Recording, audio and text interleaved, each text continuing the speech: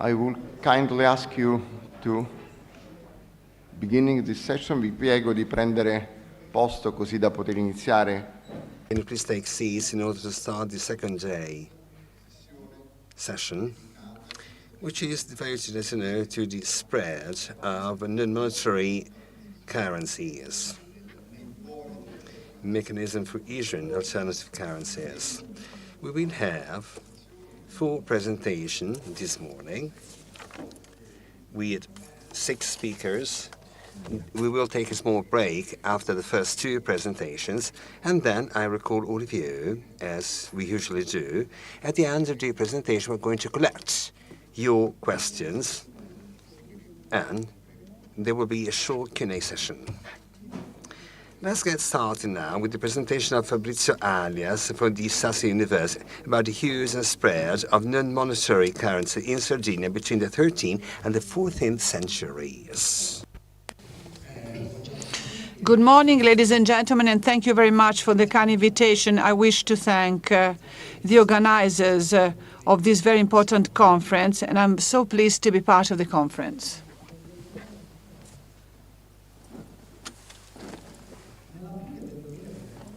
In April 2023, De La Rue, a British company minting 1/3 of banknotes circulating in the world, said they have a problem because there is a poor request of cash by the central banks.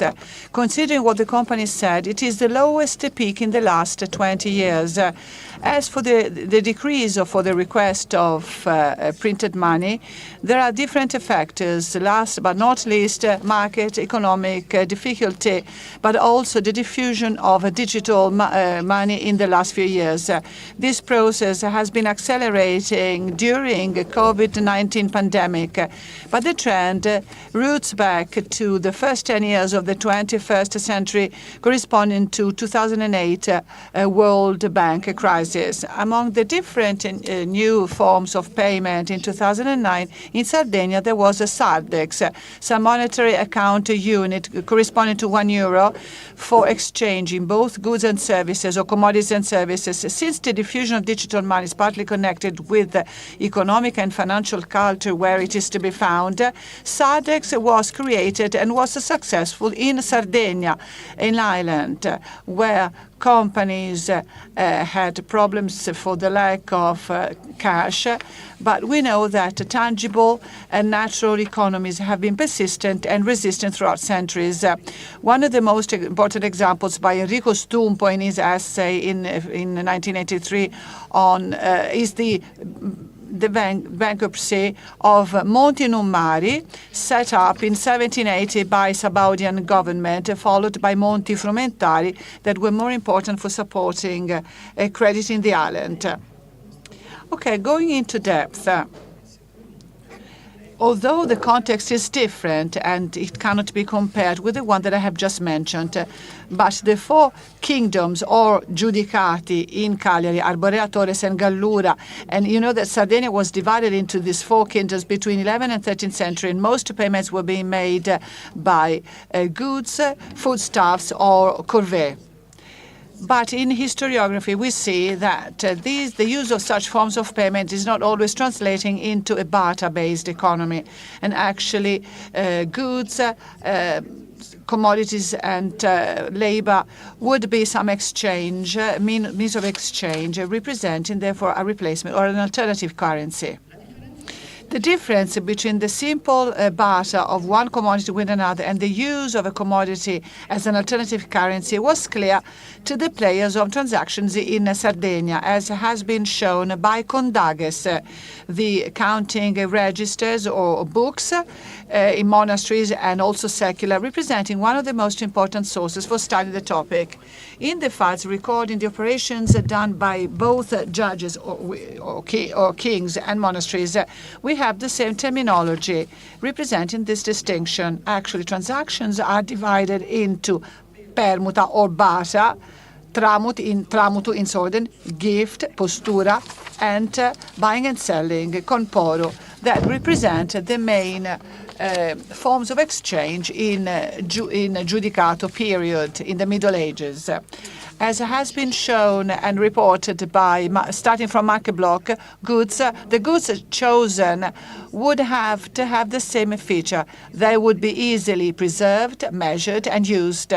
As we will see, such money was essentially foodstuff, cereal, cheese or meat, animals, oxes, sheep, pork and horses, and cloth. In the fiscal setting, there was the use of labor, of pigs, of course. In the first Giudicato era, barter was being used for buying tangible and intangible properties. We should also underline that exchanges would deal goods from the same kind without recordings providing their monetary value.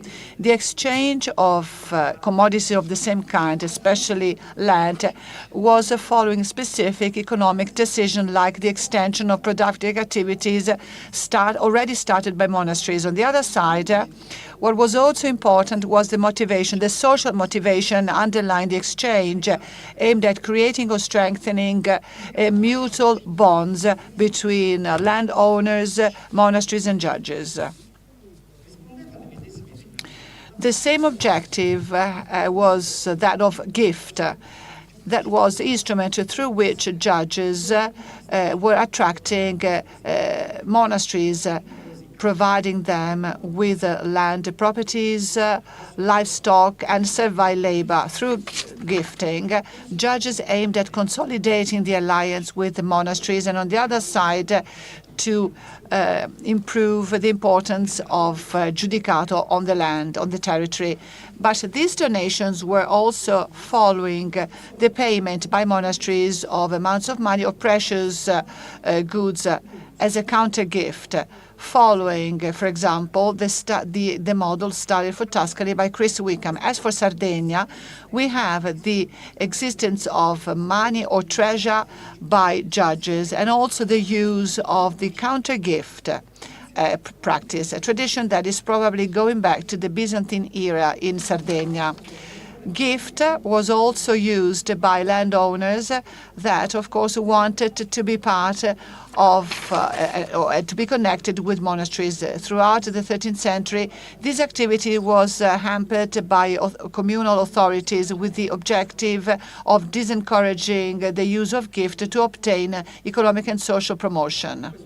For this reason, apart from some regulated cases, in these 13th century statutes, this was not allowed in Sassari municipality.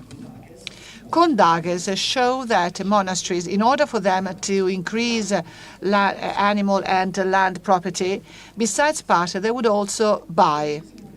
Between the 12th and 13th century, most of the purchase was done through alternative currencies, followed, although not always, by account money. The value of commodities were expressed through Byzante, a golden coin circulating in the island, the Byzantine area, divided into soldi or soldo fractions. Such connection between quasi-money and account money can be expressed in two formulas: the value expressed in money plus the name of the good, or the name of the good plus the value expressed in money. It seems there is no difference, but the use of either form is not just random. And actually, for some of the commodities and animals, we see one of the two formulas, but never both. For example, the expression soldi di grano, solus de labore, or grain money, this suggests a commodity that can be used, measured, and recognized as a money. But when assessing animals, there were variables like age, weight, and physical characteristics, so as to require some specific assessment from case to case. In the first formula, we have foodstuffs, especially cereals, and to a lower extent, commodities and goods like cloth. In the second formula provides the use of animals as a money. If the money commodity that were mostly used, cloth or animals, but we know that ground and labor was never used in this sense because they didn't want to lose the instruments for agriculture and pastoral production. And we know that the economy of Sardegna Giudicato was based on that. And actually we know that servile labor and ground and land were very much required by monasteries. And we see Certos, which is the recording of this debate. Among the forms of alternative currencies used as payment but not in buying and selling, we also have anathema and maledizione, the so-called cursing, going back to the Byzantine tradition studied in Condonages, studied by Faniello and Martin, to avoid any dispute throughout half of the 13th century, and when they were replaced by a pecuniary fine. Then I would like to mention the topic of price of goods and the possibility of reconstituting this value connection between one good and the other, as was done for Torres Giudicato, starting from Barisone, the second judge. But this does not mean that these values were uniform for the four Giudicati states. And actually, each single Giudicato was not to be considered as a homogeneous area. Then we should be wondering whether we can ever speak about prices, or, as was done with the land contracts, it is better we should use a conventional assessment set by tradition, as was suggested for other contexts by Ugo Tucci. We know that in each documented exchange area, commodities had a recognized value by buyers and sellers, and actually most of the transactions were done through quasi-money. As for exchanges, up to 13th century, the best documented areas are Torres and Arborea Giudicato state. But for the tax system, the situation is completely different. Giudicato Sardegna is an unwritten tax system which can be reconstructed through Pisa sources in the 14th century. But this is the point. They only deal with the former Cagliari and Gallura Giudicati area. In agreement with what happened for commercial transactions between the end of the 11th and mid of the 13th century, the tax system shows quasi-money. It is based on the previous Byzantine tradition, but it is also the result of its evolution. Therefore, Giudicato tax system was based on use of services in kind and labor. These actually, the latter represents and justifies the use of the quasi-money. As has been said already, in the commercial sector, labor was not used as a money or as a currency because they were very, very important as a driving engine in productive activity. Between the 11th and the 12th century, this kind of labor represents the standard form with this state used in helping large areas. Among the best documented, we have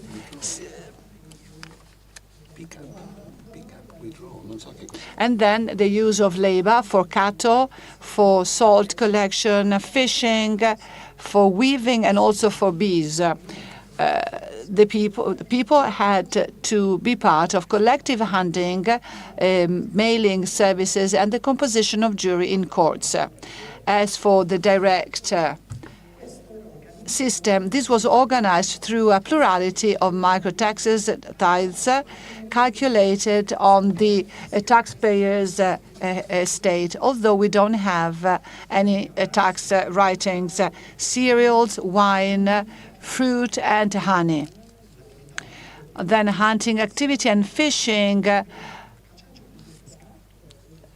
the taxes had to be paid. And then we have an indirect tax or levy.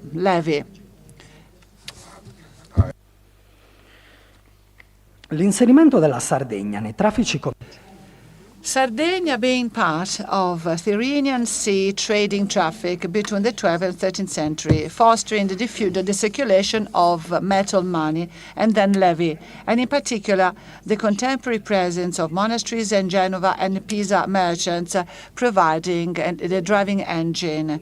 The monasteries benefiting from different companies with land, animals and serfs, they fostered a production increase.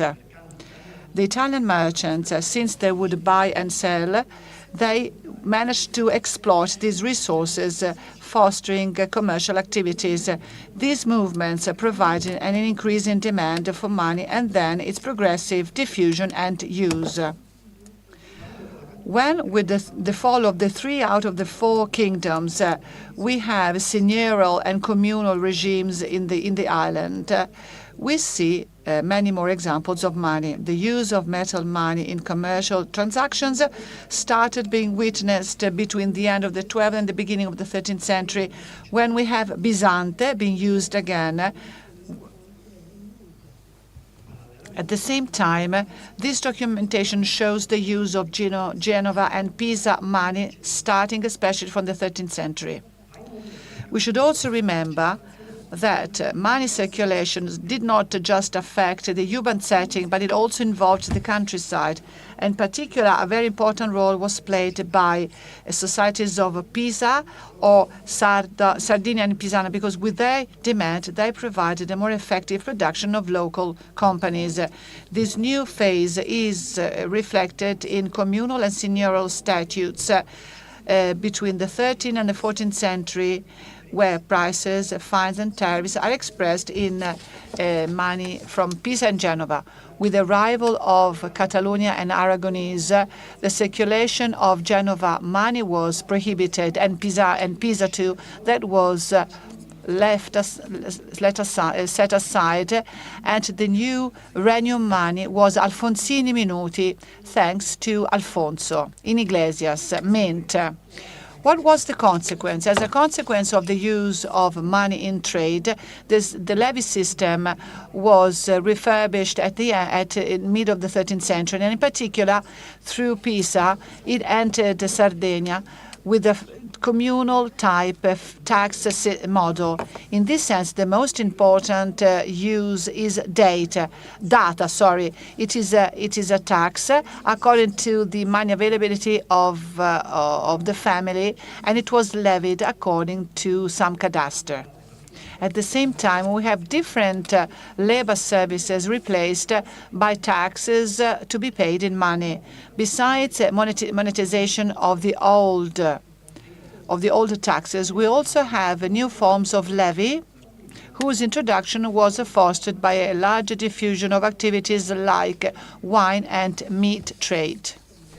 Probably, and in its turn, this taxation of these new activities fostered the demand and the diffusion of the money. It was the Pisa tax registers, the so-called composizioni in the 14th century, show that actually monetization of taxes was not a uniform and totalizing flow. And receiving money was not always, being paid in money was not always more convenient. And actually, we still have payments in kind and corvée.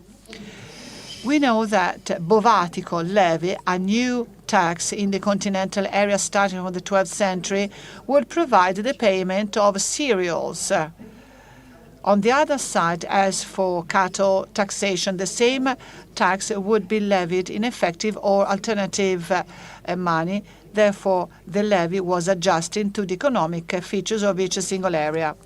Labor, too, besides the monetization process, shows the will for preserving alternative currency, in some cases before being monetized or replaced by some tax in kind. They have to adjust to the new productive needs, like the tax systems or activities required through oxes, from a typically agricultural use to salt collection and silver. These activities was started in the southern part of the island thanks to Pisa. In the city area, we still have the use of quasi-money. In communal Sassari, for example, data in money is taken in the villages while citizens were not supposed to pay that. But in the urban walls, there were performances or activities like a guarding service. Although with a different impact, alternative currency still persists as a means of payment both in the countryside and in the city, and in particular in the fiscal setting, which shows a specific political commitment to use commodities replacing metal coins. The large availability of alternative currencies and we have tried to show its use in medieval Sardinia. This explains the choice of judges of not minting metal money, although there was a large availability of silver mines. It was not the expression of any economic backwardness, but the use of alternative currency replacing the effective one was explained through specific economic decisions like the enlargement of agricultural activities or cattle breeding consolidation. As we have seen, only rarely movable and immovable activities are used as an exchange. But in the fiscal setting, labor was a very important alternative currency to direct levy required by judges to exploit the arms of the people. With De la Gherardesca first and the municipality of Pisa starting the activity in Iglesias Mint, and this activity and the presence of cash provided some specific monetization. The tax documentation from Pisa at the beginning of the 14th century shows, however, that how this process did not lead to the disappearance of alternative currencies, but just a change in the connection between the former and the real money. And actually, the simultaneous and alternating use of the money and replacing or alternative currency is to be seen both in the urban and in the rural setting. With the creation of a Kingdom of Sardegna, Catalano-Aragonese accelerated the process of monetization. The direct levy absorbed payment in cereals and became a tax in money, and also the monetization of payment in buying and selling for wages and fines. However, once again, labor and taxes in kind resist, and they are to be frequently seen in the documentation of the 15th century. At the beginning of the 15th century in Valle Massaggia, we have the typically giudicato agricultural services, but in Terranova and Castelgenovese port statutes provide a cheese during weighing. The resistance of levy in kind will go well beyond throughout modern age. A very important signal showing that in Sardinia, like in other contexts, the quasi-money did not play the role of an alternative or replacement currency to metal money, but also a complementary money to the latter. Thank you very much for your kind attention.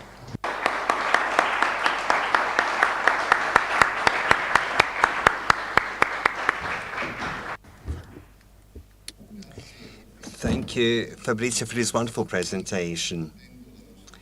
Starting from the Sardinian judiciale case study, enables us to focus on some conceptual categories that already showed up yesterday and will be shown up even more today and next days, starting from the important connection between the non-monetary media payment and barter and counter-barter.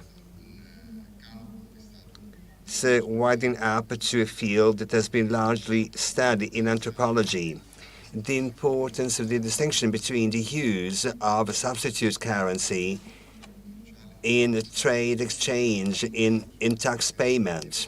And we will go back to that at the time of the discussion about the balance of the, husbandry and cropping system, about the use of the land of animals and manpower as a currency, non-monetary currency. Let's switch to the second presentation this morning by Francesco Guidi Bruscoli from the University of Florence.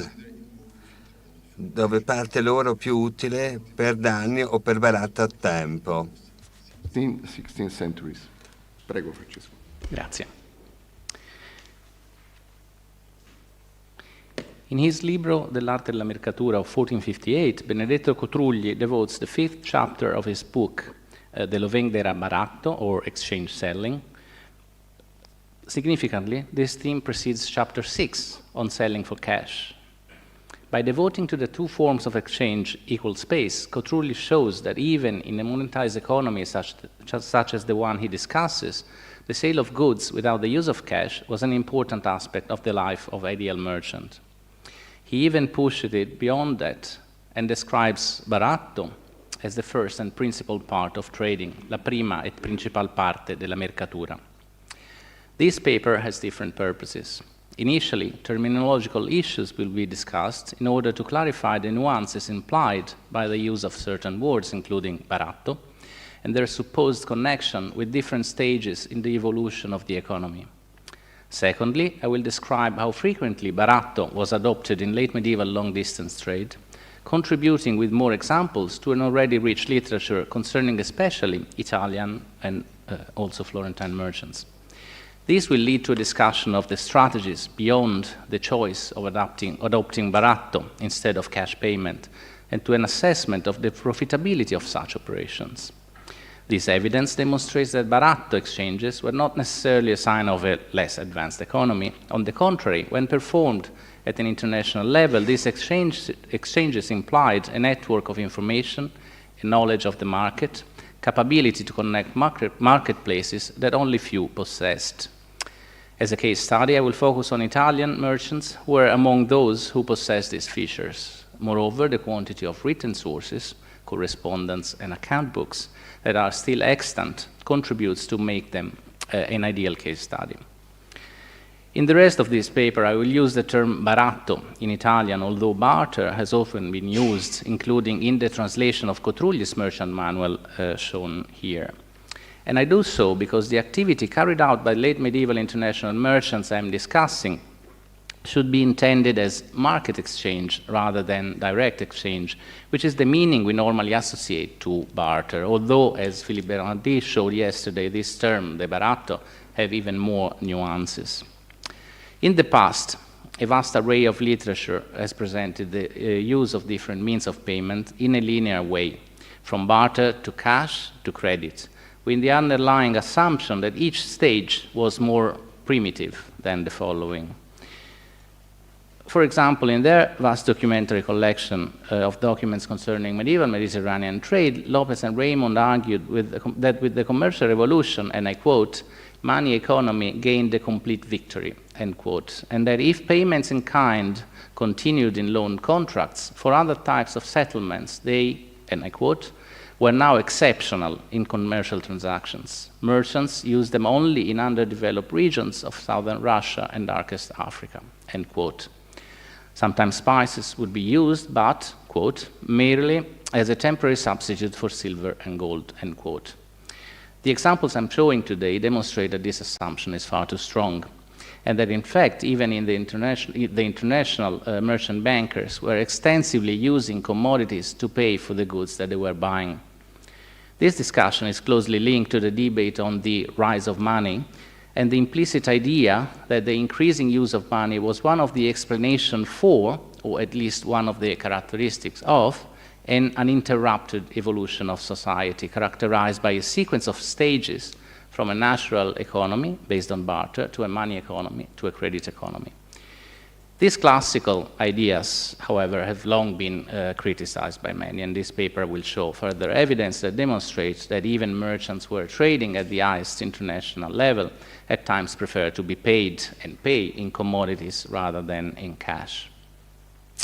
In her glossary of medieval terms, Florence Edler explained that the expression di baratto or a baratto means in exchange for, and she goes further in this definition.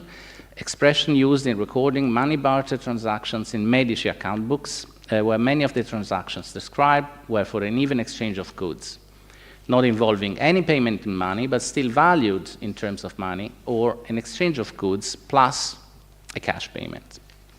That merchants conceived this type of exchange in terms of money and not in terms of goods is also demonstrated by, for example, a 1438 diplomatic document concerning trade between Venice and the Levant. And I quote, "When baratto occurred between Muslim merchants and Venetian merchants for any kind of merchandises, it was customary to declare the price of those goods in currency." One of the elements that encouraged market exchange could be the speedy conclusion of business transactions. Cash was not always at hand, and moreover, cash transactions were rarely paid in one installment. After the payment of one fraction of the total amount, the rest could be split in small sums to be paid over time, a tempo. Brokers could help finalizing a sale that could suggest the best way to complete the transaction. Whenever expenses are detailed in the documents, the censeria, so the brokerage, was considerably higher when goods, in my example silks, were sold for cash than when they were sold in market exchange. Clearly, that indicates that the former was more difficult and burdensome to achieve. For example, I just present here one example as many others I could present. In 1515-16, Francesco Zatti sold in Constantinople rasi on behalf of Agnolo del Caccia, part in cash, part in baratto. He charged 2% brokerage on the former and 0.5% brokerage on the latter. But as I said, there are plenty more of examples. Market exchange was used in every phase of long-distance trade. When the Florentine exporters had to buy in Florence silk cloth to be sent abroad, they often provided their suppliers, setaioli, so silk manufacturers, but also merchants, with merchandises. Raw silk was an obvious choice, but at times the range of products could be even more varied. In 1491, for example, Alamanno, Jacopo Salviati e Compagni del Banco wished to send silks to Constantinople. Therefore, they purchased 2,747 braccia of silk cloth and cloth of gold, and that's equivalent to 1.6 kilometers of cloth, from various Florentine setaioli and merchants for the amount of 4,435 florins, fiorini larghi in this case, including expenses. The suppliers received the following products in exchange, as you can see in the table: raw silk, iron, cotton, pearls and cotton, pearls and raw silk, rhubarb and raw silk. Only Strinati and another Salviati company received cash. In 1516, Giovanni Bongianni wrote from Pera, Constantinople, to Agnolo del Caccia in Florence that he had managed to purchase on his behalf 147 pezzi of camelots. In exchange, he had to give 231 picchi of rasi and damasks and some cash. He explained that he adopted this trick, he called it espediente, a mix of commodity and cash payment, because otherwise the whole process would have taken much longer, and that would have not been profitable. The commodities that were accepted as payment did not necessarily come from the place where the goods were sold. The main commercial hubs were lively marketplaces where merchandises of various sorts and origins could be found. When the Florentine exported silks in the Ottoman Empire in the 15th and early 16th century, they were keen to receive raw silk that arrived from Persia. At times, even more distant products could be found and accepted, such as pepper coming from India. But also, when they were trading silks to the western shores of Europe, for example, to Portugal, Florentines exchanged them against the products of the Portuguese expanding world of the late 15th century: sugar from Madeira, melagueta from Africa. In less international markets, however, it was more frequent to having to deal solely with local products. In Germany, for example, Florentine merchants would obtain leather, furs, or low-quality German cloth in exchange for the precious silks that they were exporting. They would then use these products to pay, at least in part, the setaioli who had produced the silks in the first place. It isn't clear what the setaioli did with huge quantities of German cloth. Presumably, some of them were used for packaging the precious silks that they were producing, other for accessories, but most of them must have been sold on the local market. The setaioli, however, could also be paid with the raw material they needed to produce the precious silks. In the 16th century, raw silk reached Florence not only from the more traditional Persian markets, but also from the south of Italy. In the 1540s, the Olivieri had companies in Florence, Nuremberg, and Naples, with the latter with branches in L'Aquila and Cosenza. Products from all these markets could be used in baratto to fulfill the needs of the multiple family companies at the same time. For example, the Nuremberg company, when in need of Florentine silks for the German market, could use the services of the Florentine company, who would then send silks both north, where they were requested, and south, to pay for the raw silk, and would pay the Florentine setaioli with both Calabrian and Abruzzian raw silk and the German merchandises. In addition to this, presumably some cash also needed to be used. The broader context sometimes determined the more widespread use of baratto. For example, until mid-14th century, in the trade with the Levant, Italian merchants compensated their deficit in the balance of trade with silver. From the late 14th century, however, the gradual decline of the Levantine industries implied that the demand for Western products increased, and in the second half of the 15th century, Italians often exported to Constantinople more than they imported, and in such context, baratto became more frequent. Generally speaking, the value agreed by the parties involved for a commodity given in baratto was higher than the price paid in cash for the same commodity. As cash was relatively rare, such payment was in a way rewarded, especially when it was made in lump sum rather than in installments. Conversely, the higher value attributed to merchandises obtained as a payment in a baratto had to take into account the management costs, transport, warehousing, etc., and the time needed to sell them, and the risks involved, including the possibility of making a loss on the transaction. In the 1438 diplomatic document concerning trade between Venetian and Muslim merchants that I mentioned before, this is stated with clarity. Usually, and I quote, in the baratto, the merchandise is valued more than when it is paid in cash. The problem is, and this is a complaint that Italian merchants filed to the Sultan, is that not always parties complied with the agreement. After handing over their merchandises, Muslim merchants insisted on being paid in cash the higher price that had been set for market exchange. Cash sales had the advantage to give the seller resources to buy whatever they wanted, but not necessarily cash operations were faster.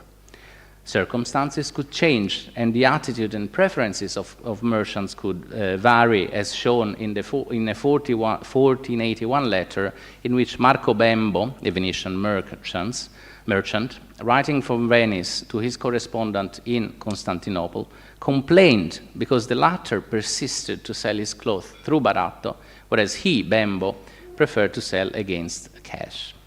But in the end, the choice of resorting to baratto or conversely to trying to sell for cash were normally left to the experience and the assessment of the agent who knew the local market, the potential market for merchandises received in exchange, and would sense the counterpart in order to assess his own negotiating power.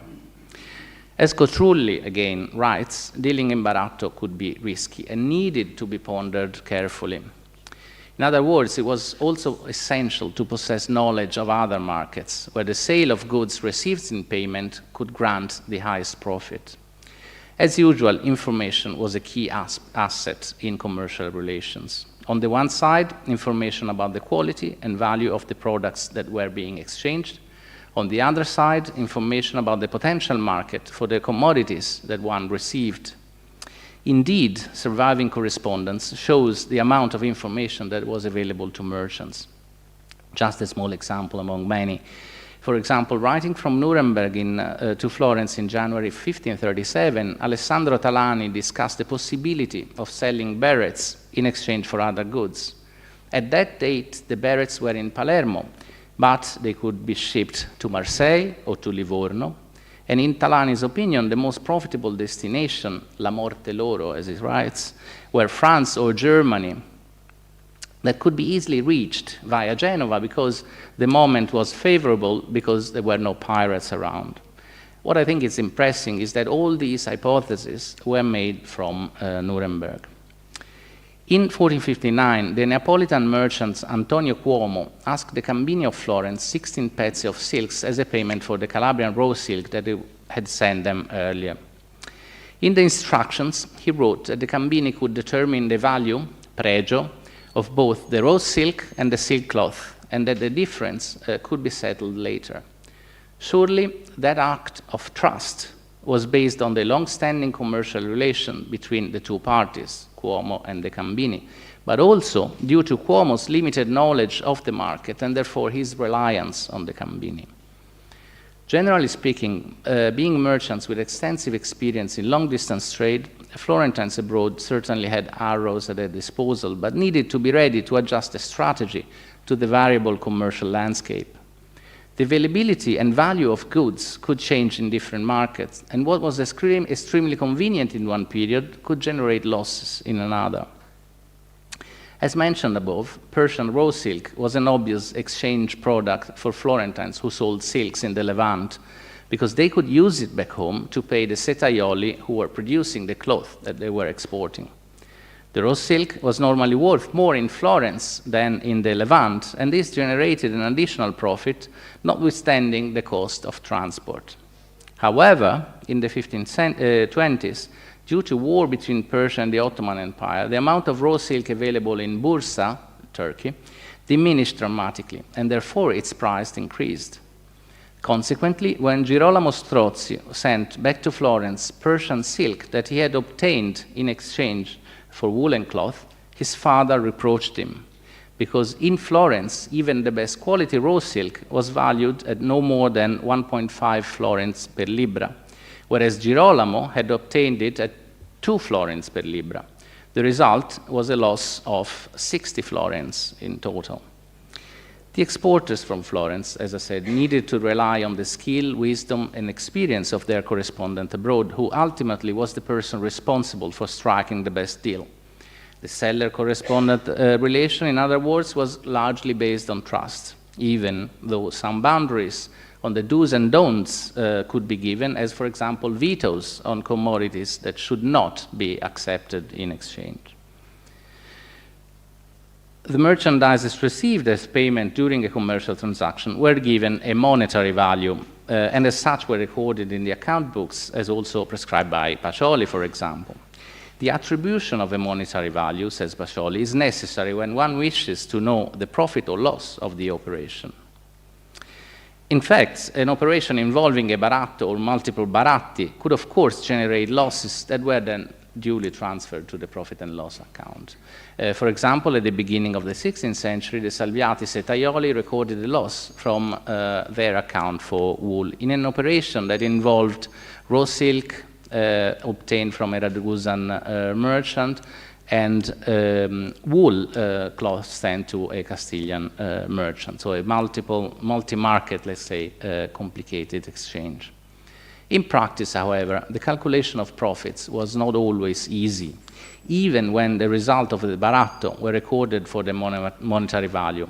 And that is because the price initially recorded for the exported product that at times was produced in-house by the same exporters, if they were lanaioli or setaioli, was not necessarily the cost of production, but the marketplace, the price of the moment. The theme of this conference is alternative currencies in the monetarized economies.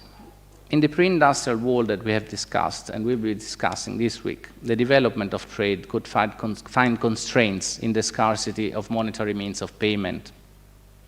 Credit could be a solution to this problem, and the appearance and diffusion of financial instruments and the development of refined accounting techniques certainly favor this. In addition to that, however, international merchants often resorted to baratto or market exchange.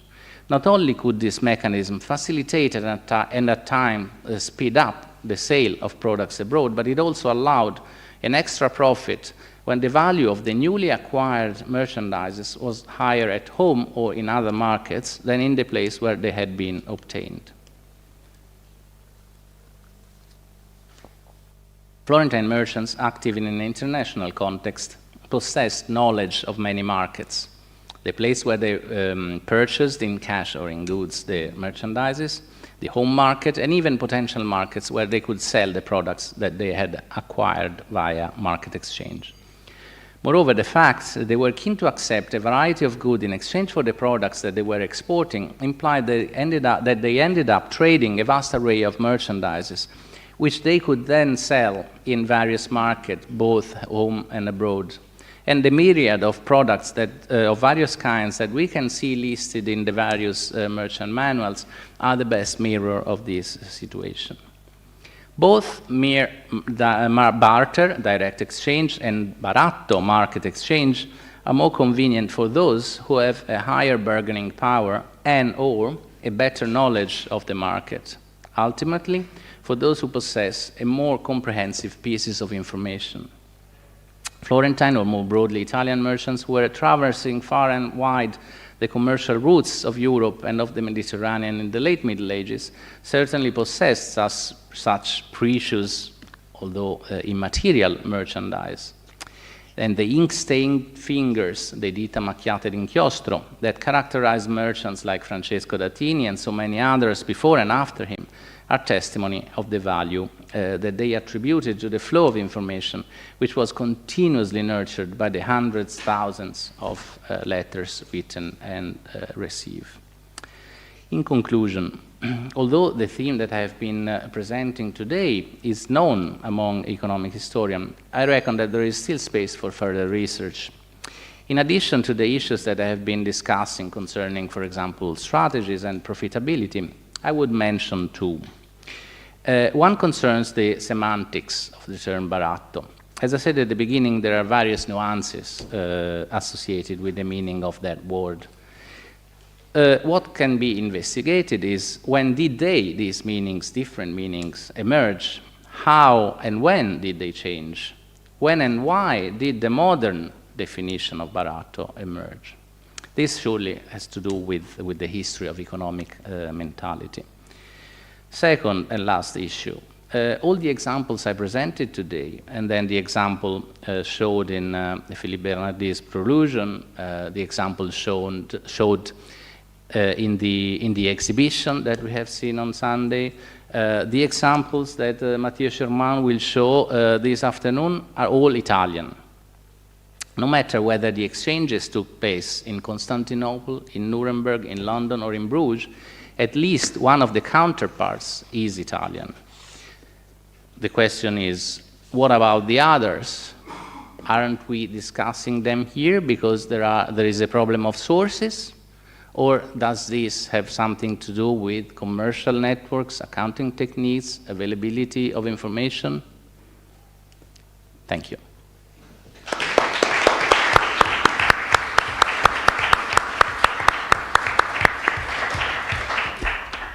Grazie mille Francesco per questa bella relazione. Thank you very much, Francesco, for this very interesting presentation that follows one of the values of this week, of the study week. Scambio non monetario, di decostruire alcune categorie interpretative, a iniziare da quella che tu... Starting from what you said, the idea that there is some linearity and the use of barter, and barter playing a complementary role, also considering the reasons that you mentioned, the power and the access to information, and through local agents, it changes in terms of trade. And the last question vis-à-vis the availability of sources about Italy or some different space representation of this phenomena. Okay, we are breaking for coffee. We are now breaking for coffee. I'd like to ask you to be back in 20 minutes or so. We'll be resuming at 10:15 for the other presentations. Thank you. Molto interessante.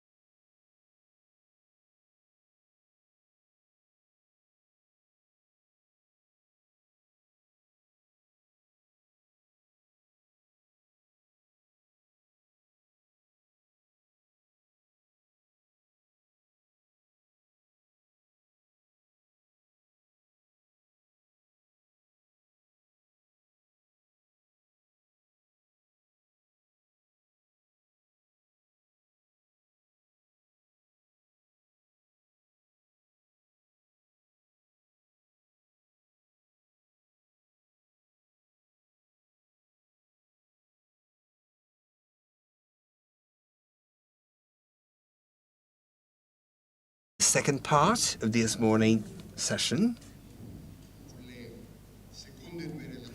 with the other two remaining presentations, two presentations already delivered before the coffee break. Given by Jaco Zuijderduijn and Ludwig Pelzl of the University of Lund, or do you prefer cash, pensions in kind in pre-modern Germany and the Low Countries? Please, Jaco. Okay, thank you. Oh, thank you very much. Apologies for that. I'm very enthusiastic and I usually do not speak with a microphone. So keeping to the main topic of this wonderful conference, we too have asked ourselves a question of, well, alternative currencies, and in particular, the continuation of, well, monetary practices that on first sight might seem a bit old-fashioned. So we are looking at pensions in kind in pre-modern Germany and the Low Countries. And as many of you would probably be aware of, there was a large variety of financial instruments in the pre-modern world that for a very long time would not pay out in cash, but in kind, in a variety of commodities. The most usual would have been grain. Mathieu Arnoux, in Continuity and Change a couple of years ago, published a fine paper on this. And his point was, in Normandy, in the later medieval period, you see that quite a lot of these annuities were still paid out in grain, even though we know that Normandy at that time was a market economy. There was plenty of cash circulating, so his question was, okay, why do these annuities in kind persist? And this is basically also the question we are asking. We're looking at a specific kind of annuity, the Corrody, and my colleague Ludwig Pelzl will tell you all about this particular financial instrument in the second half of this presentation. I will try to begin with zooming out a little bit and starting with the question, okay, pensions in kind, why do they persist? In the paper, we use a concept called market risk.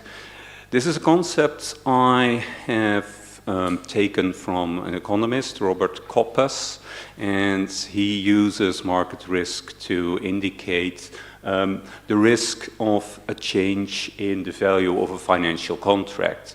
So you invest, you receive an annual interest, but because of, for instance, inflation, the value of your return fluctuates and can decline. And what we believe is that this market risk can help us understand why annuities in kind persisted for such a long time. So when we think about the pre-modern world, and perhaps especially the later medieval period, there are two main reasons why real returns to capital could decline.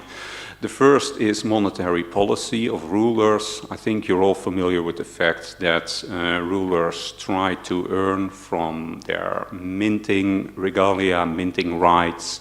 They could decide to debase coins.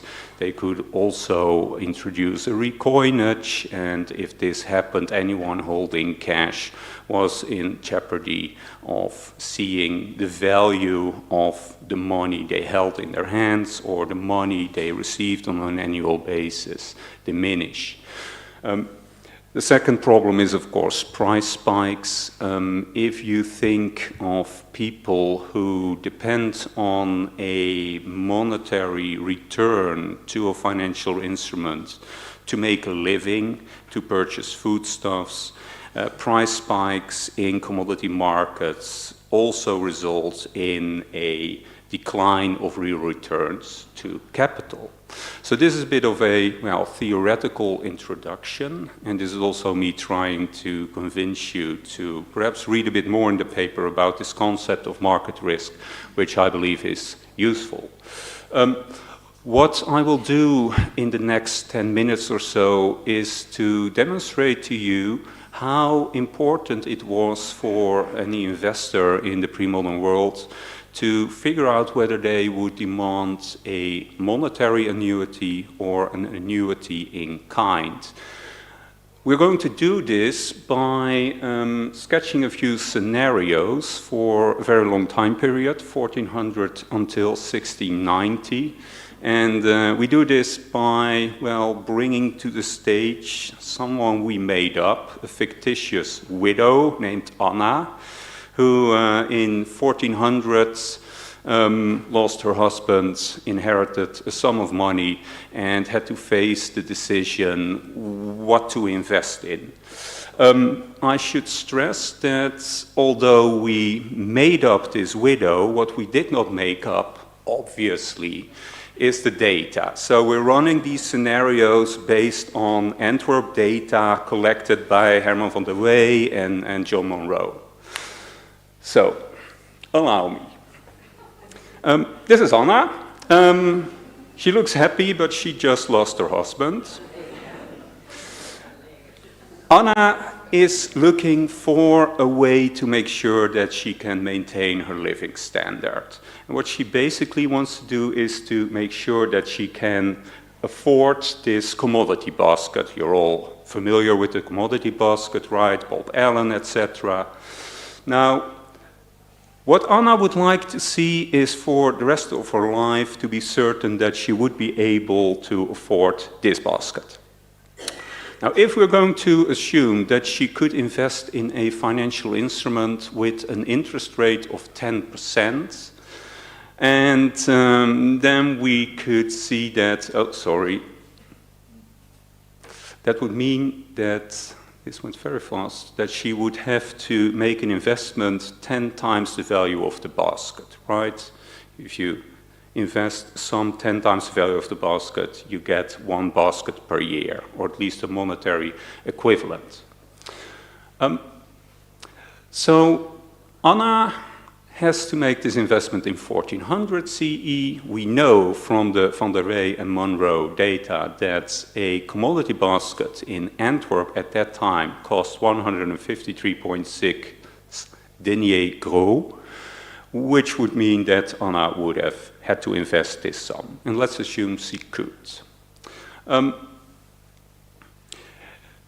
Then she had the option. She could demand for an annuity in cash or an annuity in kind that basically paid this basket. No money, no coins, just this basket. This was a crucial decision to make, and it's really going, okay, sorry.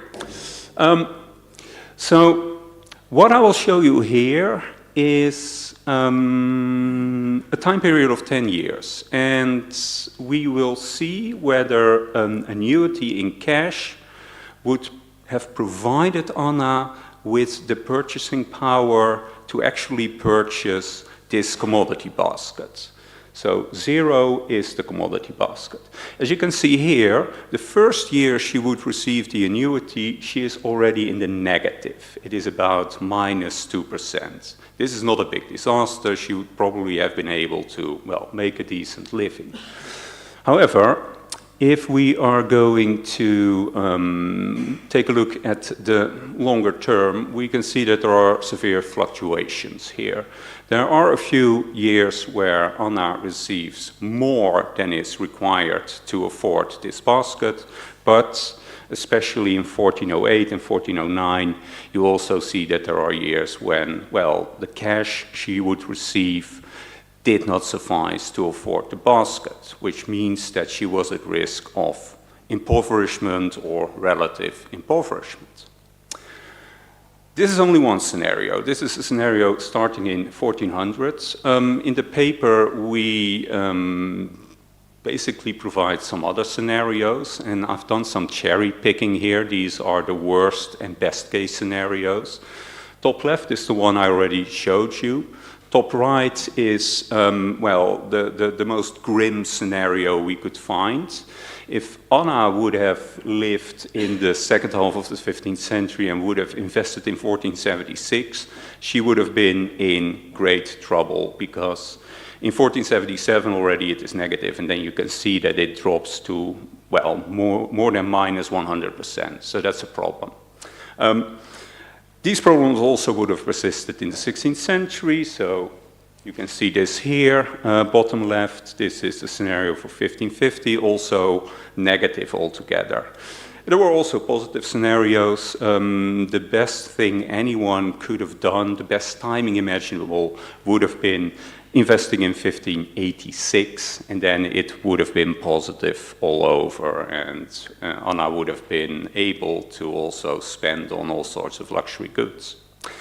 The problem is, of course, that anyone investing could not predict this. So this is really a gamble, right? You do not know what you will get in the next 10 years or 20 years or whatever. And this is a problem, and it's a problem that is associated with market risk, basically. Another thing we've done is to calculate for every single year someone could begin their investment, to what extent the next 10 years would have sufficed to purchase one commodity basket per year. And, well, this is what you see here, 1400 until 1690, and the fluctuations are quite substantial, again, demonstrating the great uncertainty.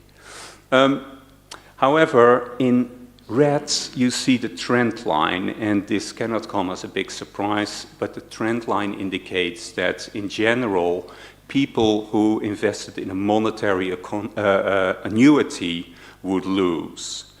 And this is really the crux of the story here. This is also why we believe that these annuities in kind would have been so useful, because if the investor's main goal, like Anna, would have been to afford this commodity basket, if you opt for an annuity in kind, there is no problem at all, right?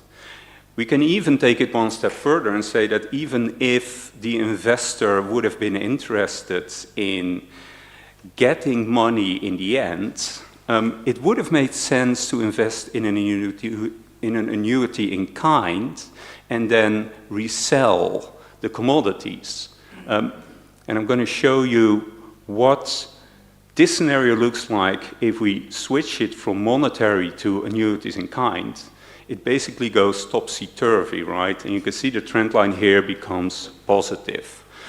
So even for people who were not looking to simply make a living, but saw their investment as some sort of an economic sort of enterprise or action, this would have made sense.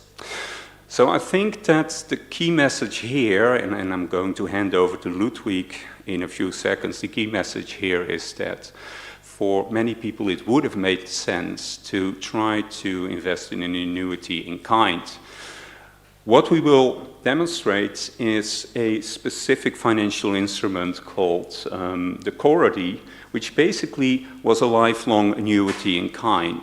And it was very popular among vulnerable people who had to make sure that they had some sort of a steady income. And Ludwig, who is the biggest specialist on Corrodies in Europe at the moment, I would say, will talk you through this particular financial instrument.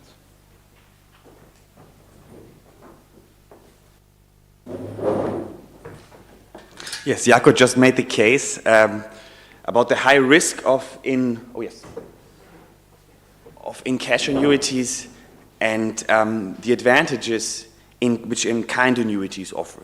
And we have studied together a particular kind of annuity, as he just said, which is called a Corrody. And this, in fact, was a very long-lived annuity. The first fragmentary single cases which we find actually stem from the 8th, 9th century from monasteries. We have then in the 11th, 12th century more and more cases. In the late Middle Ages, these become really popular and they persist throughout the early modern period well into the 19th century. So we have a long persistence, and one of the questions we are asking, we're trying to answer is, why do they persist so long? So what is a Corrody? A Corrody is actually a term we've borrowed from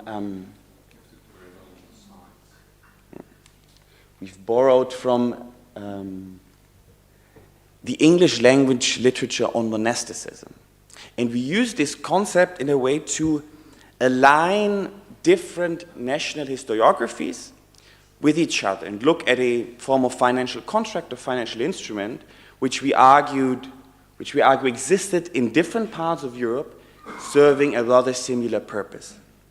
So in the German sources I've looked at, in the Dutch sources Jaco has looked at, we speak of a Pfründner, or of a Provenier, a prebendary, which is not the literal translation of a Corodian, but we use this term to kind of find conceptual common ground to get historiographies from different European geographies aligned with each other. So what is a Cordy?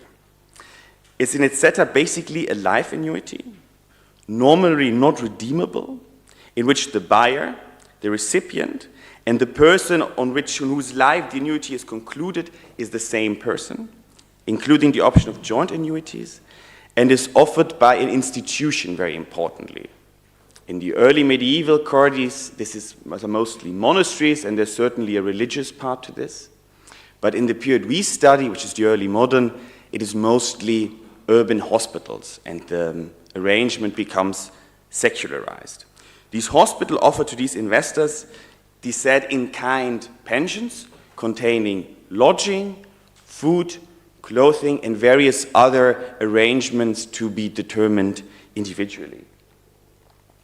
This is a financial instrument, as Jaco just said, but also in a way a social policy instrument. This market risk is grave, as he argued, and we're looking at people, at buyers, at investors who are vulnerable. And we see this very clearly when we look a bit at who buys these annuities. This is research I've done from a series of South German hospitals in the 17th and 18th century, and I simply looked at the ages of the buyers of the annuities. And what you see, obviously, so this is the percentage of the N, you see that Cordies are increasingly bought when people age, so in the 50s, 60s, and 70s. So almost 60% are bought in the age bracket from 60 to 75. So this is a vulnerable group of investors that fears to kind of live out their savings and then have to endure downward social mobility in old age and end up begging, end up in poverty. So these in-kind provisions, what do they look like? Of course, we're looking in this large chronology and large geography at a certain kind of heterogeneity in the arrangement itself. So Cordies are offered of various types. Some are very modest in their provisions, and others are rather luxurious. And there's sometimes even fuzzy boundaries between poor relief, charity in a narrow sense, and people who enter these hospitals and just pay whatever money they have. So we have a large spectrum of rich Cordies, as they're called, or of poor man's Cordies. The pricing depends on various variables, normally age, of course, being one of them. Citizenship, social criteria can play a role.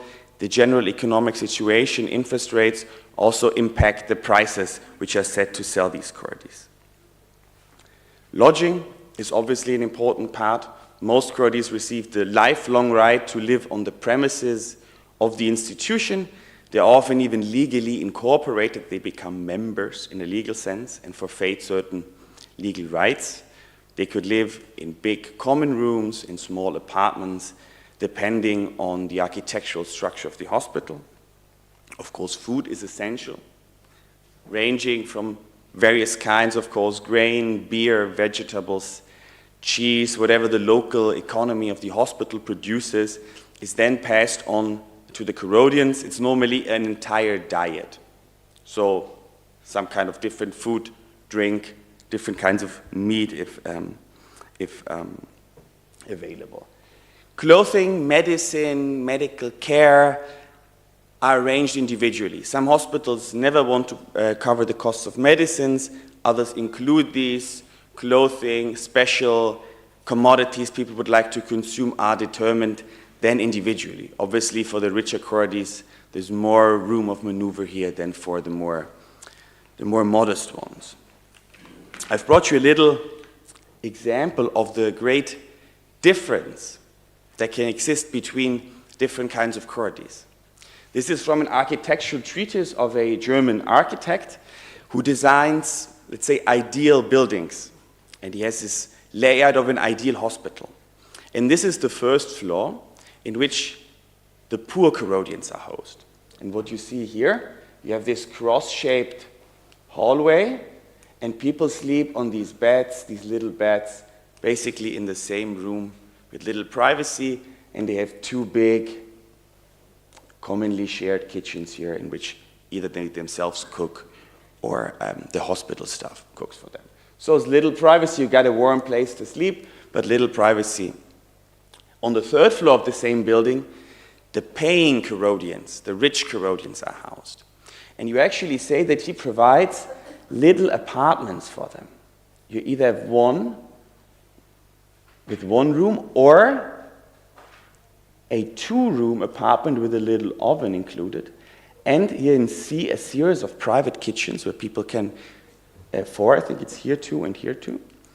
People can make their own food, and a big hallway, a big room where people can eat together. So it's a much more luxurious arrangement. There's a clear difference between, according to how much people paid. The same, one could say, for foodstuffs. I've taken an example from a hospital in southern Germany, from Regensburg, and they've estimated the amount of foodstuffs individuals received and the nutritional value for a rich Kurdian and for poor Kurdians. And to give you an idea, what Bob Allen believes to be a passable living standard is around 2,000 calories a day. And what you see clearly here is that Kurdians receive much more than this. They get an abundance of beer, they get meat, fish, they get bread. So these people live fairly well. Kurdians who pay less receive a much more parsimonious diet. They basically just eat bread and beer. So we see there's big differences between Kurdians, but these diets are generally rather, let's say, rather generous. Why do institutions supply these Kurdians? And I think this relates in an interesting way to other topics, as we've dealt with sources from hospitals before when we looked at wages. I think yesterday a lot of the wage data we looked at and the non-monetary wage components were from hospitals. And this is closely related to the fact that these are normally large agricultural firms that have vast landed estates. And Kurdians, or people also who work there, benefit from this agriculture. And they basically have the right to use the endowment, quite naturally, natural produce. And as a second argument, the institutional mission. So some of the Kurds are necessarily subsidized, and hospitals are founded for the sake of charity. They have a social policy mission, and so hospitals have no problem to kind of shoulder the market risk, which then passes from the investors to the suppliers of Kurds, because they have large endowments, they have large agricultures, and they can shoulder this risk much more easily. So the conclusion. Jaco made the case, the market risk is grave for in-cash pensions. And we say pensions in kind as the Kurdi cover this risk. And they're especially attractive to people who are vulnerable and risk averse. The institutional economies make sure that there's a supply for this, which is bolstered by a charitable, by a social policy mission which these institutions have. If this is still useful for today, we might address in the discussion. But I thank you for your attention. We look forward to your questions.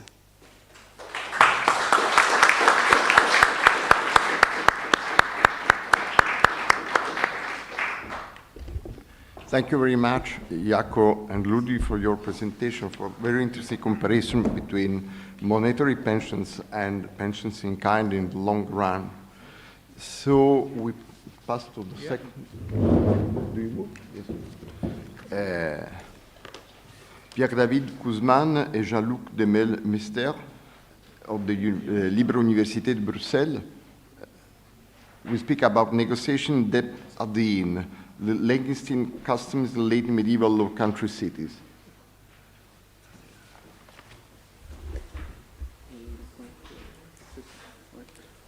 Voilà. Thanks. Okay, my name is Jean-Luc De Meulemeester. I'm a professor in economics, and I'm an economist. And David Kusman, my co-author, is a medieval historian. We are both coming from Université Libre de Bruxelles. So, as you see, our paper is about a maybe strange custom called the Leistinge, or also kind of hostageship. So it's about guaranteeing debts with pledge, actually. So it's a mechanism of guaranteeing of debt enforcement developed, well, in various parts of Europe, but here we concentrate on the Low Countries, both north and south. We will see that there are some differences. So it's use of personal sureties. This is what Costo, in this book on hostage, called conditional hostageship.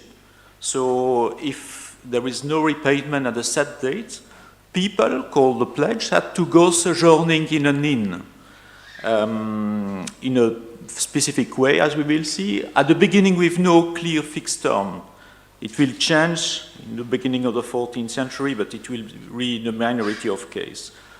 And you will see also here, in this case, the central role of inns and innkeepers. Initially, this custom was developed among aristocratic circles. We will see examples of very high aristocrats seeking to fund politics, war, etc. And they will connect with Italian bankers who are present in the Low Countries at the time, like the Astesian, also Tuscan ones later on. We will see the difference, as I told you, between Southern and Lower Netherlands. So, in all regions here, the customs may be originated from Rhineland. I don't know if you can see the map. Oops, I did something I shouldn't do. This is here. And so I push here to have full screen. No. Oops, I go on. Voila. Here you have. So you see the map of today Benelux. So in the gray you have the Duchy of Brabant. Et alors comment est-ce qu'on appuie ici sur le... Oui. Ah oui, here. So you can see. Oops, I did something also wrong here. This side. I don't know. Could you? It's okay. Okay. So the customs maybe, again, so it's very sensitive. The customs was originating around Cologne and the Rhineland, and so probably through the trade links with the rivers Rhine go to Holland. We see Dordrecht also, and also with the trade link between Flanders and Rhineland, we see the development of these customs in the 13th century in Brussels and cities in Brabant. In the origin also we see the role of Cistercian and Premonstratian religious orders who were also innovative in diffusing some market ethics. It was a way of mobilizing social capital on the part of these high aristocrats to access private capital markets. And so we will see also the role of the pledge who had to go sojourning in inns. It was very costly, as we will see, because of some characteristics.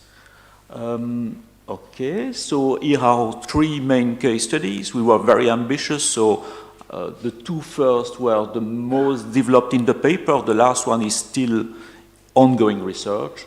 So there is one on Gelders. It's about these high aristocrats, the Count of Gelders trying to fund his politics and of conquests and how he could access private finance. We will see how feudal links could be mobilized, instrumentalized to access capital markets with the role of the Piemontese moneylenders. Then I will give the floor to David. We'll discuss the case of Kampen. This is a city on the Zuiderzee in the northern Netherlands, quite a small one at the time, but integrating Hanseatic trade. And there you will see through statistical evidence the regulatory use of this custom in a period of rapid urban development. And the last point is about Brussels. So at the beginning of the 15th century, this is a period of the Duke of Burgundy. It was a big city at the time, nearly 30,000 inhabitants, and we will have more information on the identity and the location of these inns. I will give you some information on the legal framework of these so-called Leistinge or Inliegen or Einlager in German custom. We also speak of tenir hostage, I think in medieval French. So, I'm sorry, it's here. It was a clause added to loan contracts. So, as I told you, if repayment was not obtained at a set date, personal surety called pledge had to go sojourning in an inn. And they had to go sojourning in an honorable inn. It appears in end of the 13th century. It means a wealthy, luxurious one. And for, at the beginning, an unspecified duration. And they had there to eat and drink in a conspicuous manner. So there was, I think, in 1274, appearing the expression more bonorum fideiusorum. So they had to display conspicuous consumptions. We see for the, I think, 15th century, an example in Brussels, where just one day sojourning in a very wealthy, luxurious inn in Brussels amount to approximately 5 years of the yearly income of a weaver worker. So you see the amount of what it does. So it was, as I told you, a conditional hostageships. If pledge were coming from aristocratic stock, they had to come also with objects, horses, silver plates, sometimes also squires and servants. So it could also contribute to the guaranteeing the repayment to also the innkeeper, of course, who could sell eventually these products. So the expenditures at the inn were adding to the main debt because originally there was an issue of debt.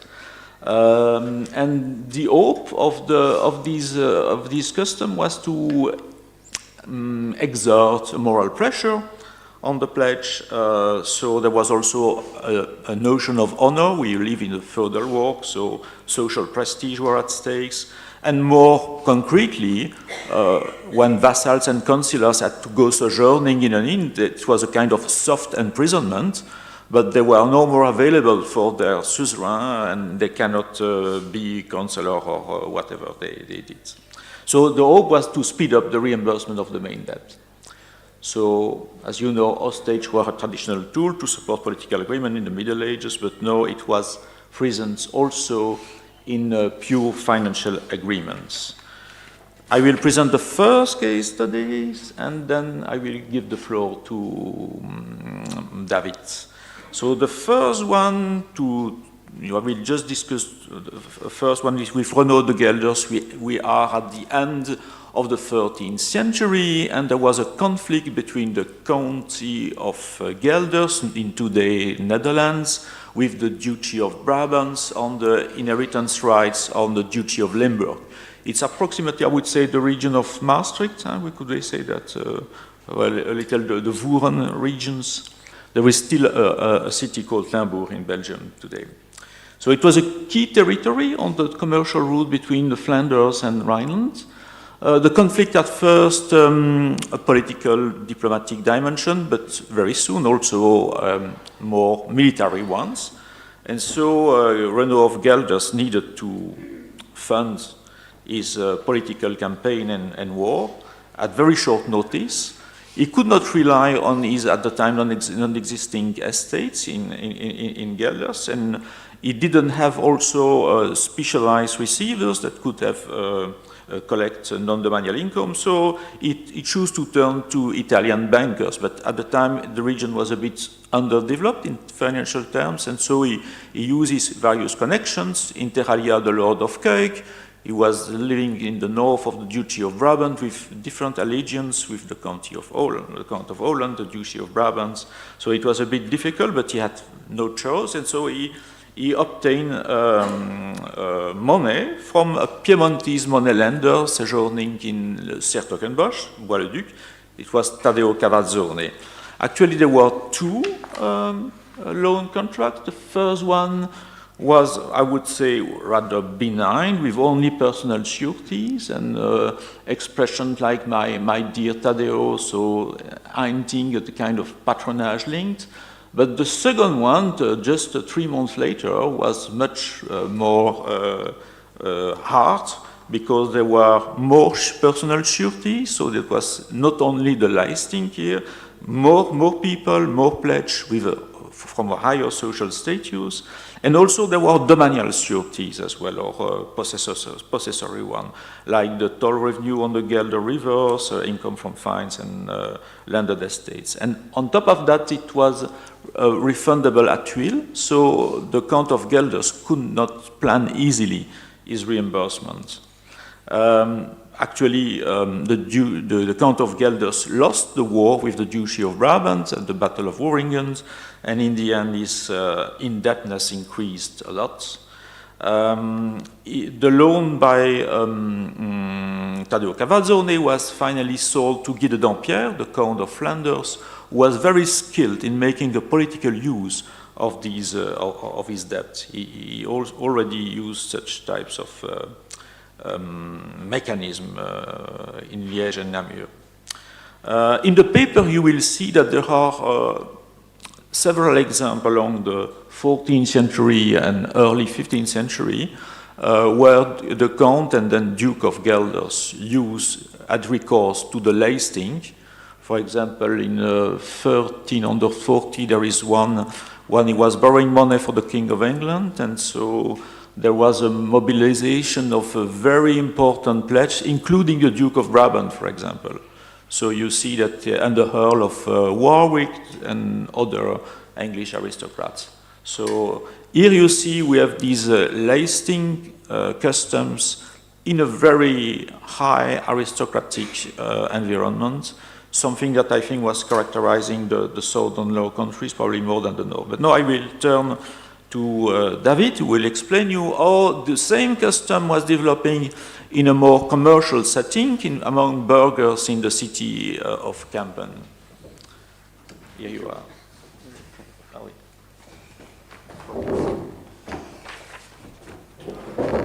So in Kampen, in Kampen, we are definitely in a more mercantile environment. By all population standards, it's a very small city with about 5,000 inhabitants, whereas the big cities such as Bruges or Ghent can have a population of 60,000 inhabitants. But still, it fulfills a function of regional gateway for the XIII region, on par with a city such as Deventer. It is also a city, a highly commercialized city with links with Hanseatic trade. Its merchants are dealing in Bergen, for example, already at the end of the 13th century. They participate also to the Cologne fairs, and to the trade with the Baltic cities. Also, what is particular, yes, they are also exporting stockfish from from Norway to England. And then I will speed up a little and move on to the main point, the use of the Leistinge contracts in Kampen. Well, it is both for consumption loans and for commercial loans. But what marks a difference is that it's a very discriminate use.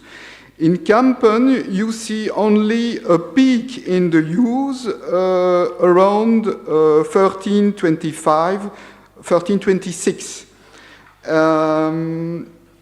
And with only 5 trade credit agreements, but 15 non-specified Leistinge loans.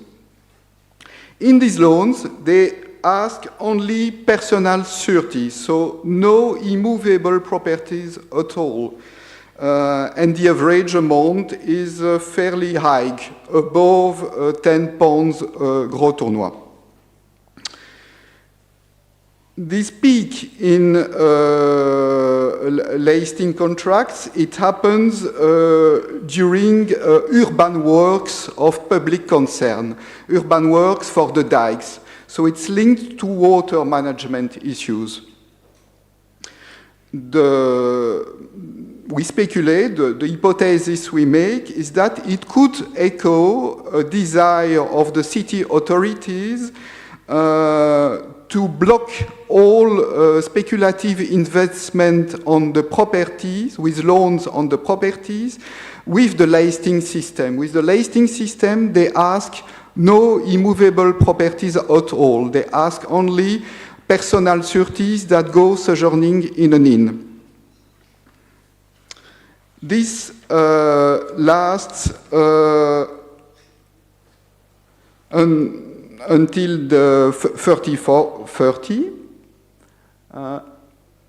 Then you see the peak I alluded to, the blue one, and then the orange it shows the peak in the loans on immovable properties. But at that time, the urban works are finished. The city walls and the dikes works are finished.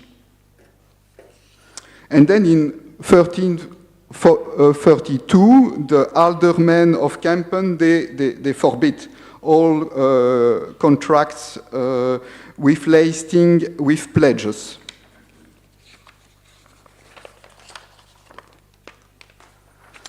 So what would be the peculiarities of the Leistinge contract in Burger is, well, the main difference is that the main debtor, he has to go along in with the pledges.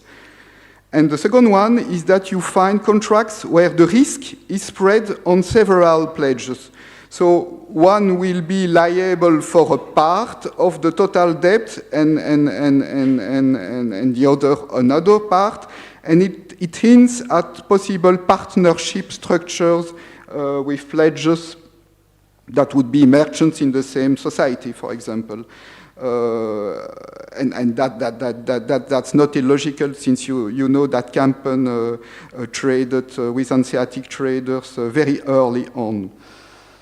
Then you have more common patterns with the traditional Leistinge system. I won't go at length on this topic. Conspicuous consumption pattern. Also, well, if there are no good pledges, they must be replaced by someone of equal social status.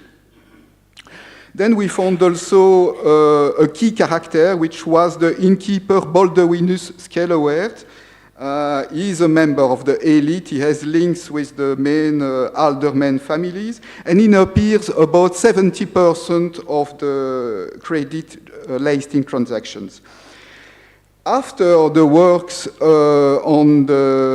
with the dikes and the extension of the city, he will own a city on the newly created fish market. So he appears as a sort of important middleman. He's also trading with Norway traders with Hanseatic traders on the island of Skenor in 1326 during these works. And he also owns the Groot, and the Groot is a particular component for the beer, and he owns the farming of the taxes on this important beer consumption. Then I will finish. No, it's okay. On to Brussels. Well, Brussels is the most ongoing part of our research, as Jean-Luc said. But we can point out a small number of features. First, of course, innkeepers play a role in the Leistinge custom. More often than not, they belong to the elite of the city and also to the cloth guild. The cloth guild in Brussels was responsible for the qualitative production of clothes in Brussels. They are also dealing in wine and in horses. In Brussels, you have an important horse market since the beginning of the 14th century. And this hints also at the importance of the clause, the legal clause, that if the pledges could not pay their innkeeper with money, well, they have to pay with alternative money. This alternative money will be, in most cases, as Jean-Luc already said, silverwares, jewels, and horses. We have cases in the rulings of the Council of Brabant during the 15th century where horses are seized by the innkeeper.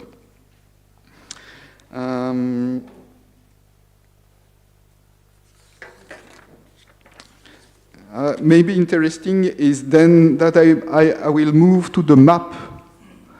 Alors, on the map, I will show, sorry, it's this one, I think, the red,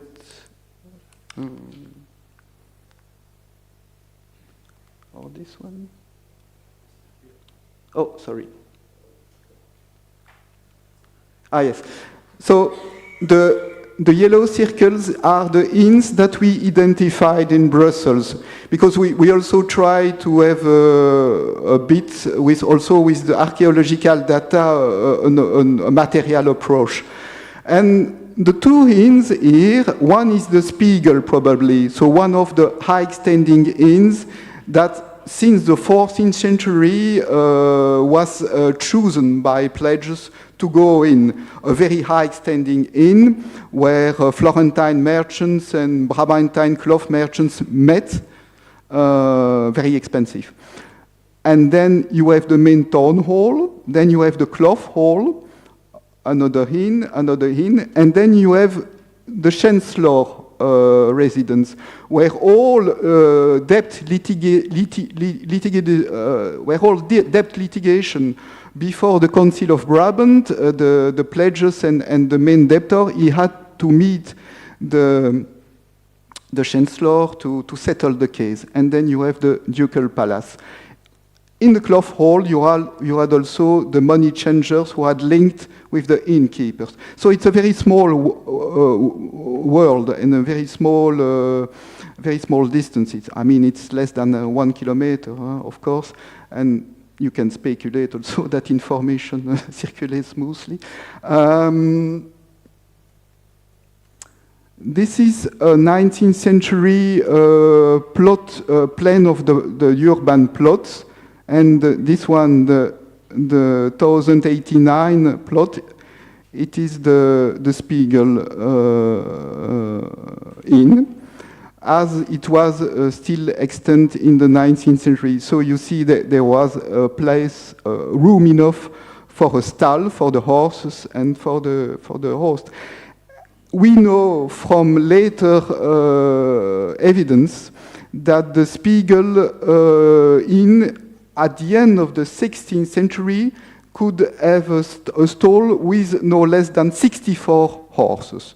So it was quite a big inn.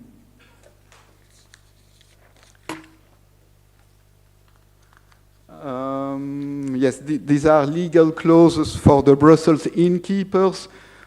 Whenever a client defaulted, the innkeeper he is trusted, so he doesn't need to bring any evidence. Only his word is enough to say that he has a right to seize the movable goods. So it's an immediate debt, a goods seizure, a very quick enforcement debt procedure. So on to the conclusion. Well, of course, our paper is still an ongoing research, so it's a bit speculative. We speculate that the Leistinge custom was used by several Low Countries rulers, such as the Count of Gelders in the 13th, 14th century and the Duke of Brabant, to monetize their social capital. They had a huge network of vassals and of close councillors, and they used them to be pledges and to access to capital markets. They didn't pay anything. Their pledges would be used, and sometimes the immovable goods of the pledges would be seized. Yes, we talk about the alternative currencies such as horses, silverwares, that was accepted, of course. Then we think also that because of the clause, the intrinsic clause links with money changers, between money changers and innkeepers, they of course also became experts in exchange rates. It creates, of course, a strong asymmetric information structure vis-à-vis their noble pledges. They were, these noble pledges, confronted by a high diversity of monies, of accounts, of exchange rates. And this, I think this is what the French economist Orléans calls une structure marchande fractionnaire, a divided merchant structure where economic agents are confronted with a diversity of currencies, which was the case in the Low Countries. You could find sterlings, florins, and so on, and Kölnische Pfennig. And they could be reassured, the pledges, by the fact that they could pledge valuables and horses. Of course, innkeepers contributed also to the urban economy because of the importance of the wine and the beer excises in the Low Countries, which accounted for at least 75% of all excises. Then we have a counterintuitive example with Kampen. It's not anymore the feudal gift economy. In Kampen, the Leistinge custom was probably used as a kind of socio-institutional agreement, such as Van Bavel has shown for parts of Holland and Flanders, linked to water management issues. And then, of course, cultural exchange must have mattered. It explains the early appearance of the Leistinge custom, which originated in Rhineland, its early appearance in Dordrecht and in Kampen at the end of from the end of the 13th century. Also, we must point on the importance of the Stadtbücher in Kampen, which echoes the Stadtbücher that the Schulbuch, the books of debts that you can meet also in cities such as Cologne, Lübeck, and Hamburg. Thank you for your patience.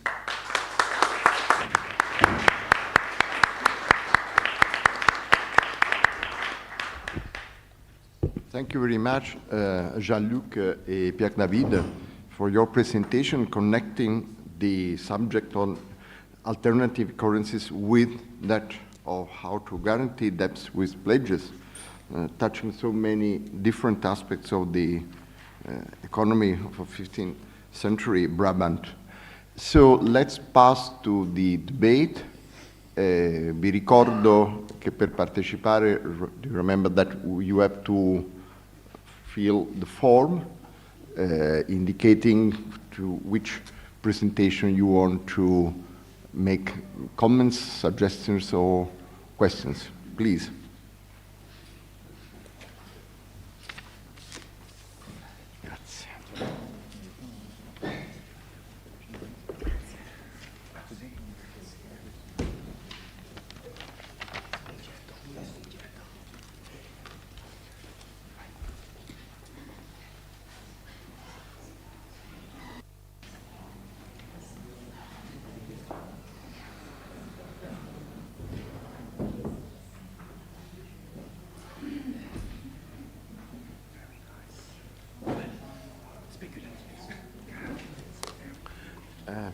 Mettiamo una sedia così. Nel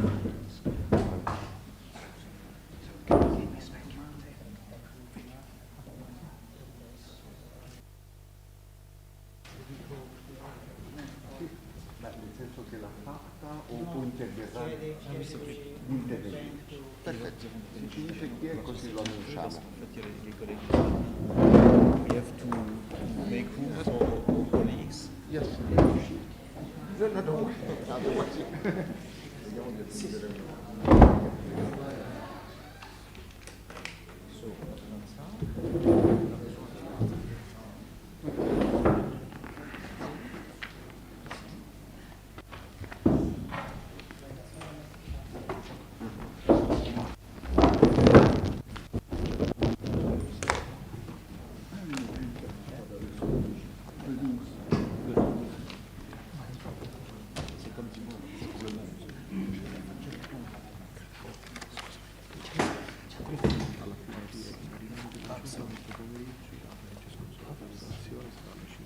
Alle 5 deve essere anche benissimo.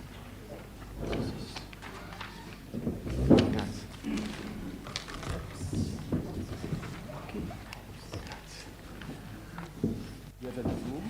Allora, un secondo. Scrivo, grazie. Un attimo perché...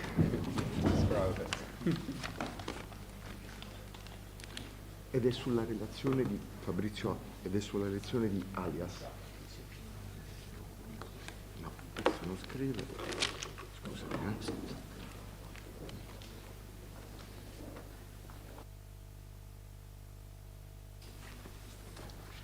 Allora, riordiniamo un attimo. Francesco, Fabrizio, Francesco.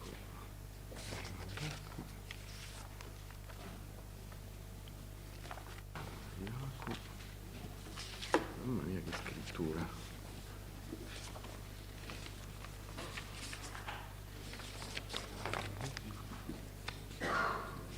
Francesco. Fabrizio, sei tu? Sì.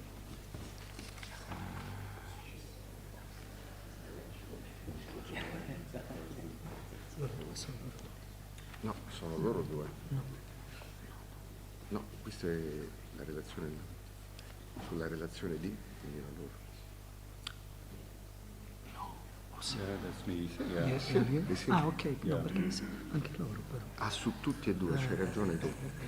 Potevano fare due fogli diversi. Allora. Io stavo guardando un cognome.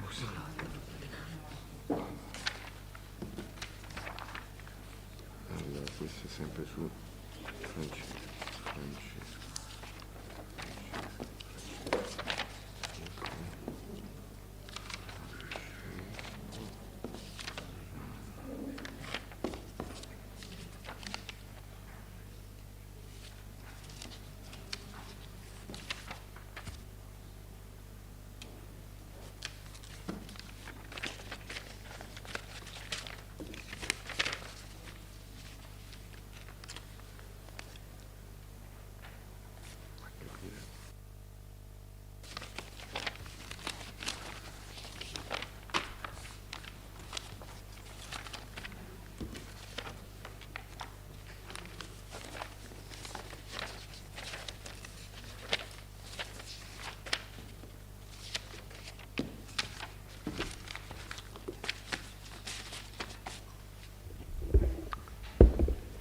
Diamo inizio a questo. We're starting the discussion.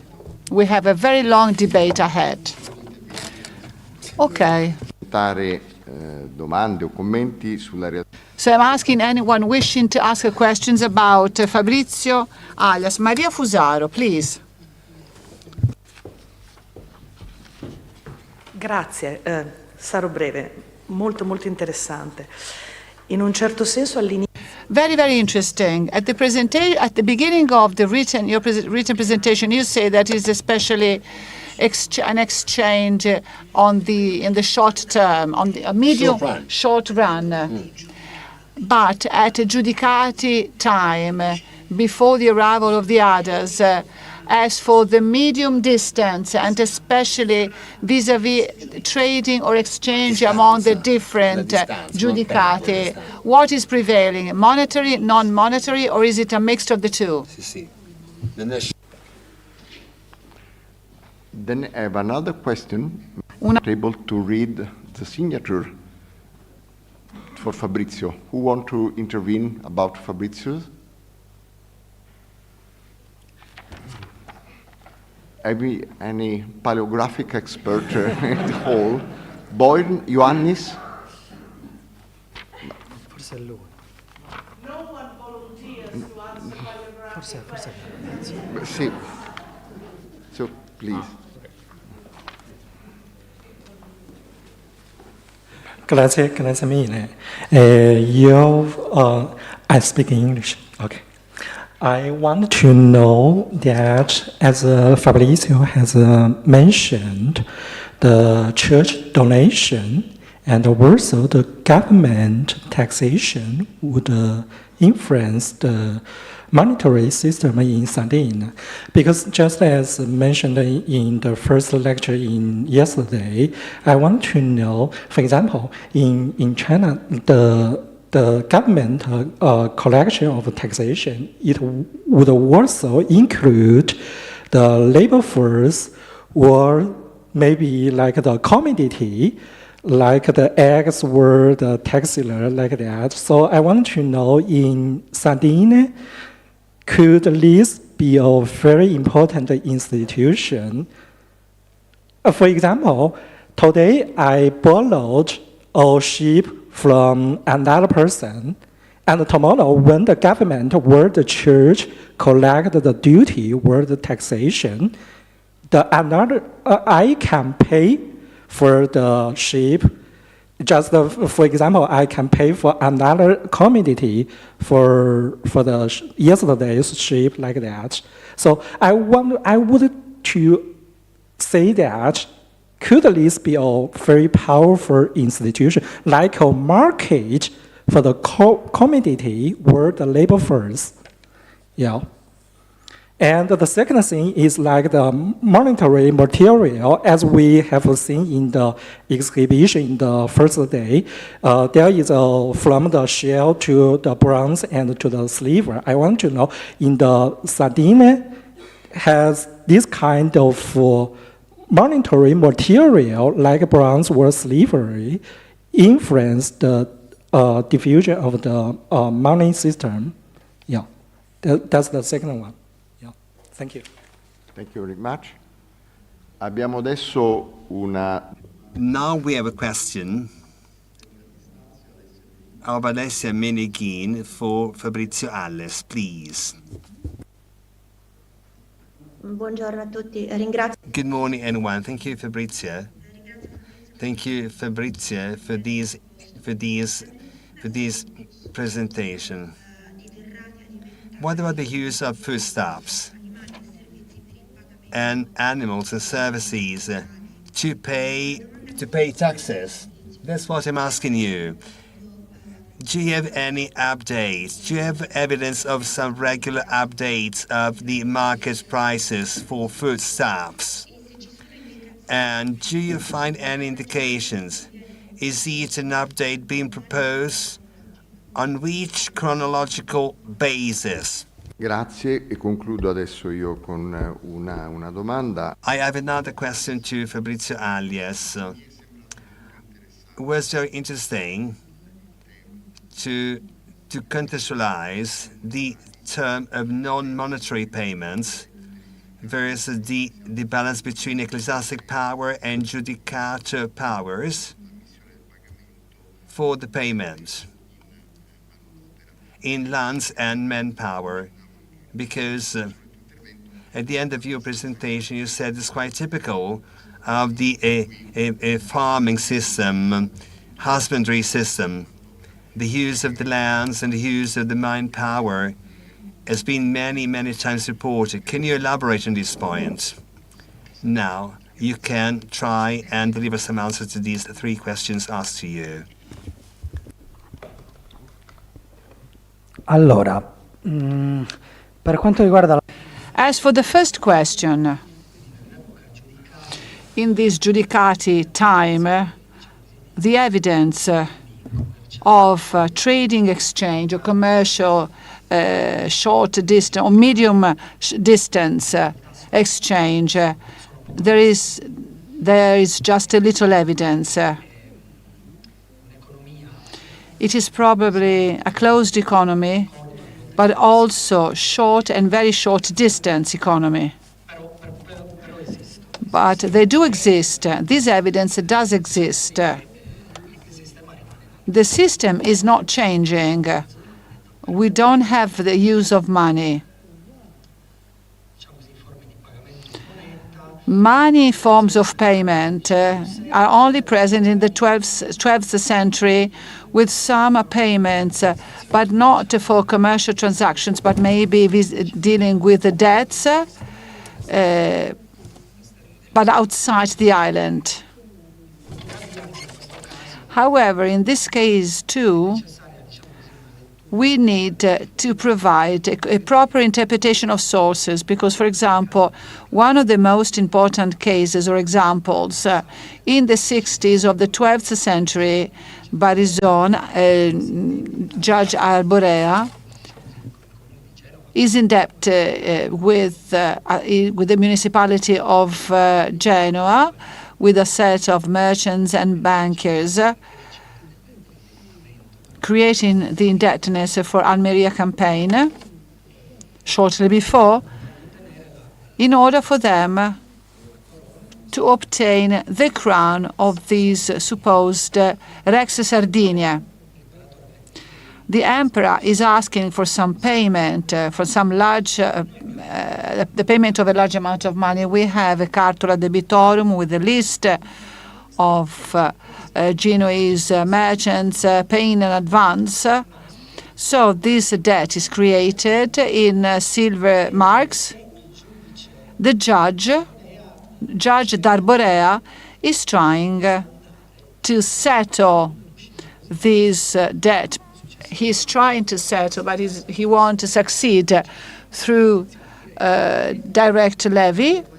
And in this documentation, it is reported in denari genuini. But we know that payments, most of the payment was done through commodities. For example, in 700 Genovini lire in the Pisan Chronicle, we find we have a corresponding money. A ship of Genoa is found from Arborea to Genova. Pisans are seizing the commodities, saying that these commodities are being used to pay off the judge's debt. Therefore, most of the payment was made through commodities. Although documents are lacking, we should imagine that in case of commercial or marketing or short or medium distance marketing exchange, the system was probably not very different. Then the second question, the connection with China.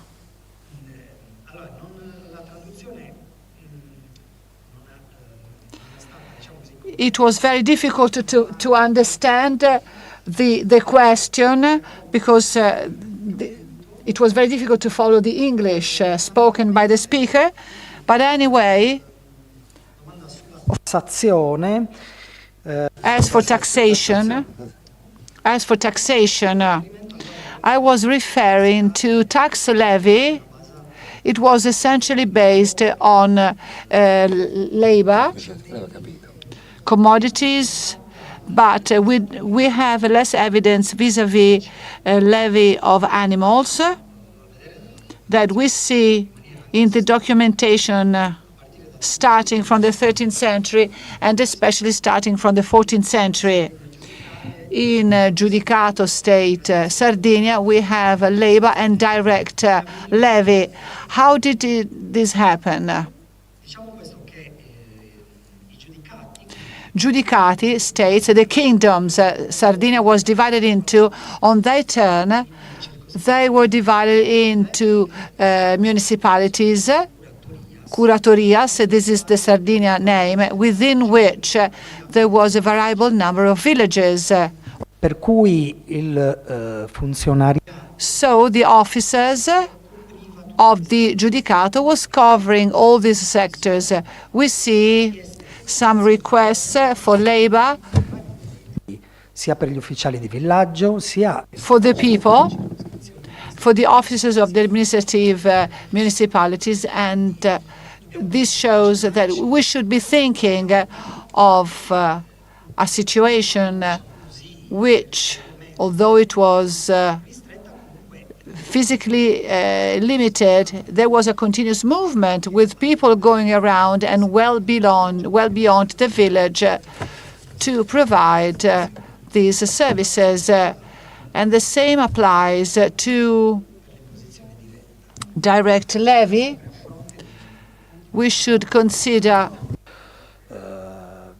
comunque abbastanza arido da questo punto di vista. Non ci sono we don't have any specific description, but there must have been some collection centers, especially in some of the villages, in strategic places.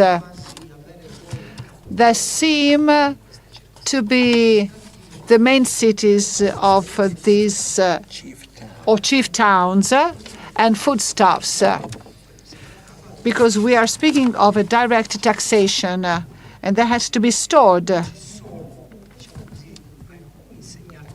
There are some there is some evidence, but it does not allow us to build up a very detailed description.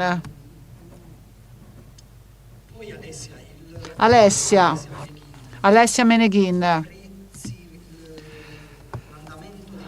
Price trend as compared with foodstuffs. Documentation does not help.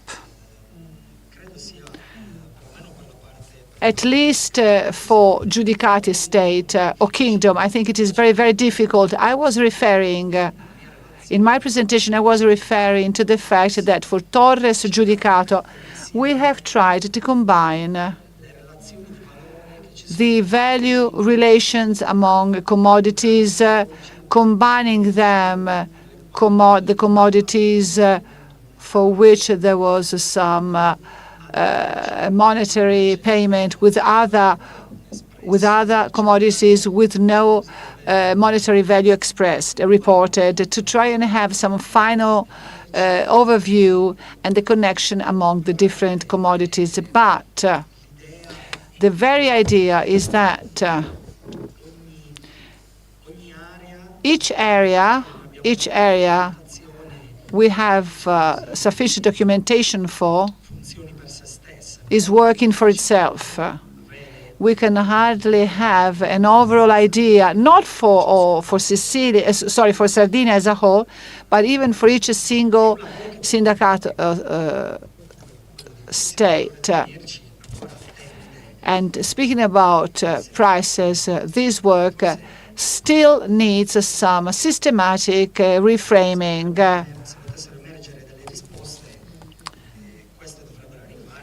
If we could have some answer or reply we would require some systematic arrangement of all sources and data, which is not easy to do, because I think that these data are not enough if left alone. I think that they should be speaking to each other within the social and economic context in general.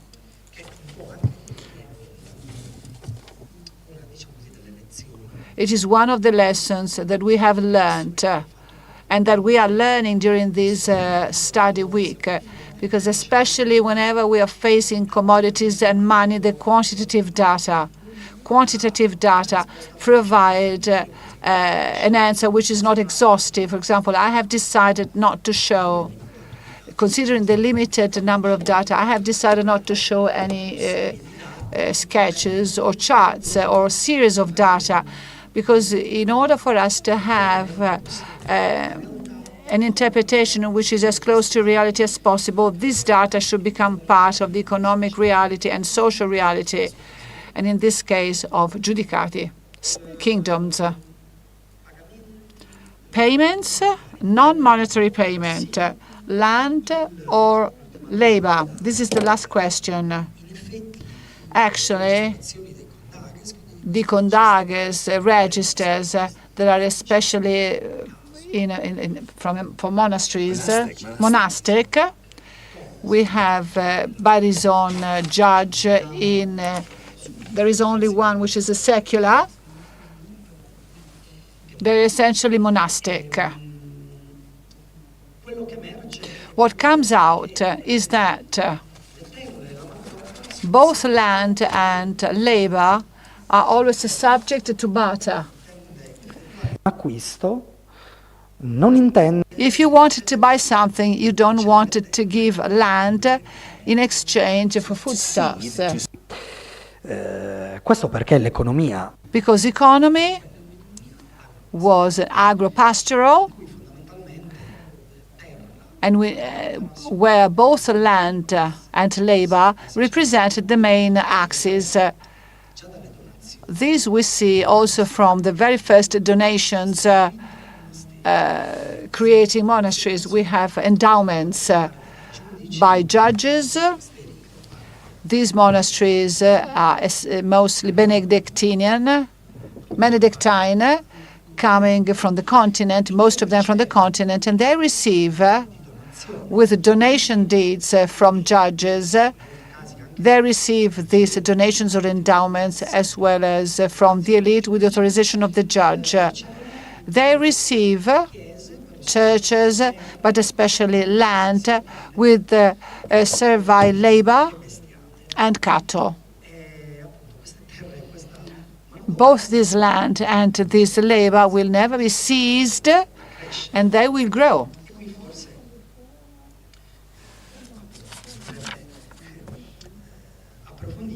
We should go into depth, speaking about the barter, land with land and servile labor with servile labor. Documents don't show that, but we can make an hypothesis, like in the case of servile labor, specializations. Most labor, we know that most labor was used for farming, but we know, therefore, for harvest, grape harvest, and grain crops. But we also know, for example, those hunting dog tamers or bees for making honey. Therefore, according to the kind of production, there was probably a larger or smaller request. And the same is for the exchange of land. We can suppose that these endowments by monastery that were scattered throughout the area, they were not continuous. They would provide the exchange with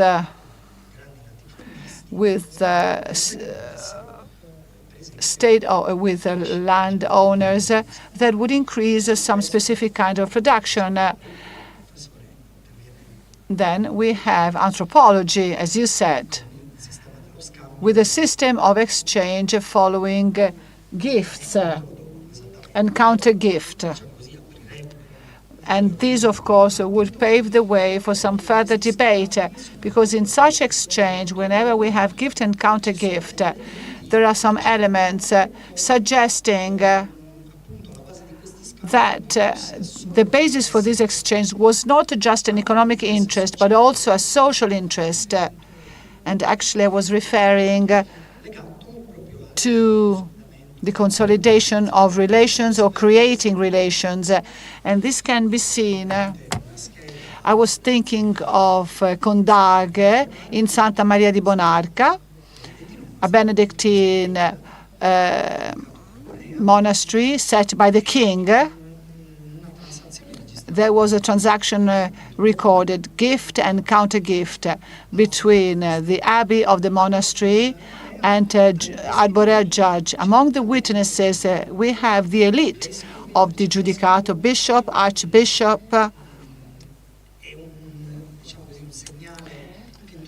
Therefore, showing clearly that such a gift and counter gift would have a social role that would go beyond the economic one. And then we have other elements, like, for example, the places, both time and places where such a gift are exchanged, of this buying and selling. We are frequently told that on Easter Sunday, after the Mass, so we have some symbology all around gift and counter gift, suggesting that quasi-money was playing a double role, both economic and social. I'll stop here. Grazie mille. Thank you so much. Now we switch to the presentations by Francesca, the presentation by Francesco Guidi Bruscoli. Can you join us? William Cafero.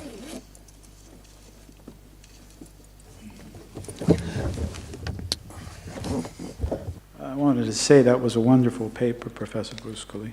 I have a simple, probably simplistic methodological question. Robert Lopez wrote about the commercial revolution, and he wrote about pepper as a commodity that was used in international exchange. And I think that he got his information primarily from commenda contracts. It seems to me that the work that you're doing is coming from account books, and I have a simple question, really, which is, what are the difficulties or what are the challenges in distinguishing in those accounts between monetary transactions and barter-related transactions? Thank you. Thank you. Raffaele Danna, prego. Raffaele. Thank you very much, Francesca, for that presentation. I have to say that I really liked the way in which you framed, well, first of all, that you started by saying this is a sort of a different kind of barter. It is not just commodity for commodity. And the way in which you framed what you call baratto as a sort of means of exchange for an economy that has very little cash at disposal. I think this is very effective. My question comes from my acquaintance with with mercantile manuals. I totally agree that I have not looked at these very in deep with much attention, but the impression that I had from manuals is that, or at least what was striking for me about these examples is how, well, in an operation of barter, we of course need to agree that what we are exchanging has the same value, right? But in those problems, the value is extremely detailed, and it is not just quantified very specifically, but it is expressed in terms of a specific monetary unit, right? So it is called barter, but actually it is a monetary transaction. We are agreeing that we have a unit of value which we share. We agree that the commodities we are sharing have a certain price, and we find a way to exchange these commodities in an equal manner on the basis of the unit that we have. This is the impression that I have starting from the manuals, so starting from the theory, so to speak. So the question for you, the first question for you is this what you see in these transactions? And the second question, which maybe I do not know to what extent it could be a strategy to try to answer the second question you were raising. So to what extent are these kind of in-kind, but I would say monetarized in-kind transactions limited to Italian merchants, do you see evidence of changing units when these exchanges are made with counterparts that are not Italian, right?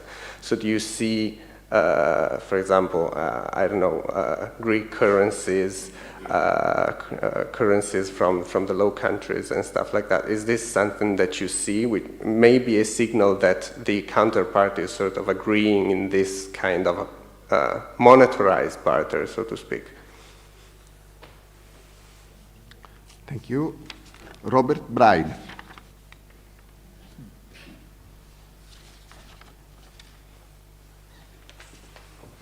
Thank you for a great paper, in particular because in lots of economic departments we teach our students a general course on the history of economic ideas, economic thought, and there's always the course on the mercantilist authors.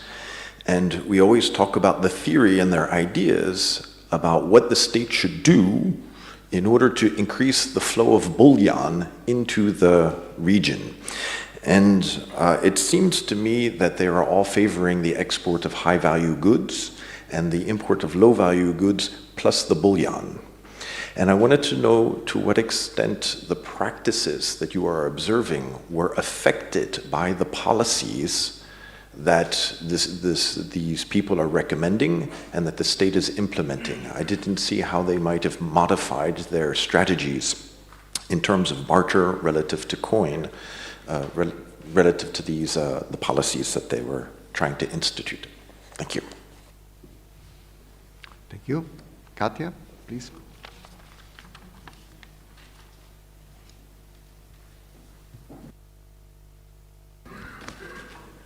Thank you to all panelists. So, Francesco, let me add to the last two questions, I think. We always tend to look at this type of transactions as part of substitutes for species or monetary value. Some years ago, there was a really large row in Portuguese historiography about the pepper.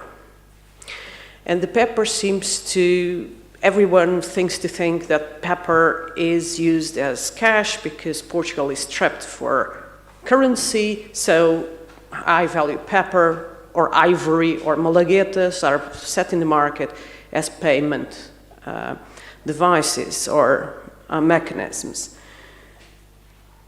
If you look at this from the point of view of production rather than monetary services, payments, what you have is a situation where you very often have overproduction. The Portuguese were simply over-importing pepper.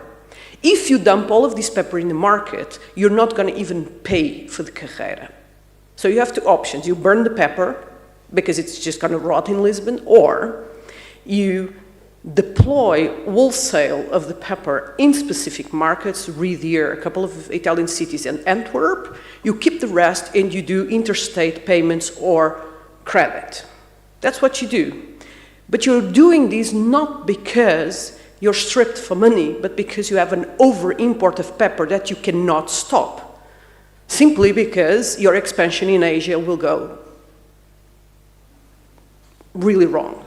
So my question to you is just to try to make the exercise the other way around. So detach yourself from the monetary value. So what's happening with silk? how much silk is there in the market? Because like pepper, there is a very niche market for wholesale and retail of silk. So that means that if you have too much silk, you can curb these through these mechanisms. The second point I think I would like to make is to which extent, especially on the maritime frontier, there's always the problems of freights. And one of the things that we see for your period that you exemplified in your paper is that you see a lot of usage of freight, but not radical decrease in prices of volume per freight.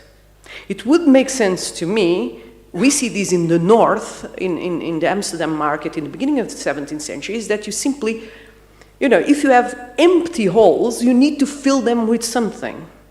And you're not going to take bullion, you're going to take silk because you can pay with it, right? So that would be my second point. My third point is that I'm not sure that this is only a private mercantile decision-making. I think states do this as well. I'm not very versed on the 16th century, but on the 17th century, there's 10 million pounds being paid in damage for the wars between the Dutch and the Portuguese in Brazil with salt. Salt is what evens the balance. States pay each other with commodities, in this case not luxury but bulk, because you can now also have access to taxation farming, right? So this is not only something that happens in the private sphere of merchants, this is also an international system of payment that is broadly accepted.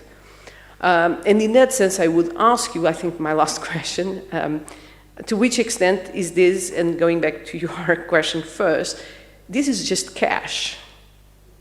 It's just another type of cash. Just putting it out there. Jaco. Okay, yes, surprise.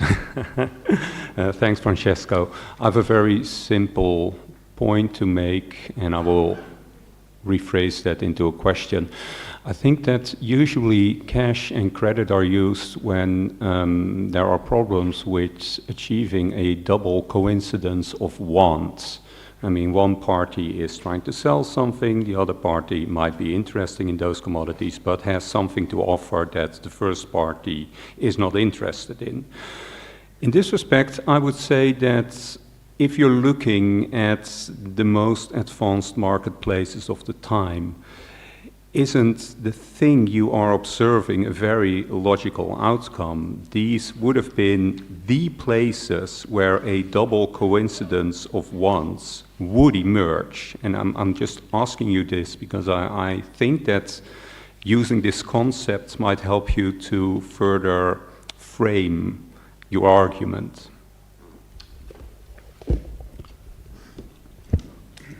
Francesco, a te la parola.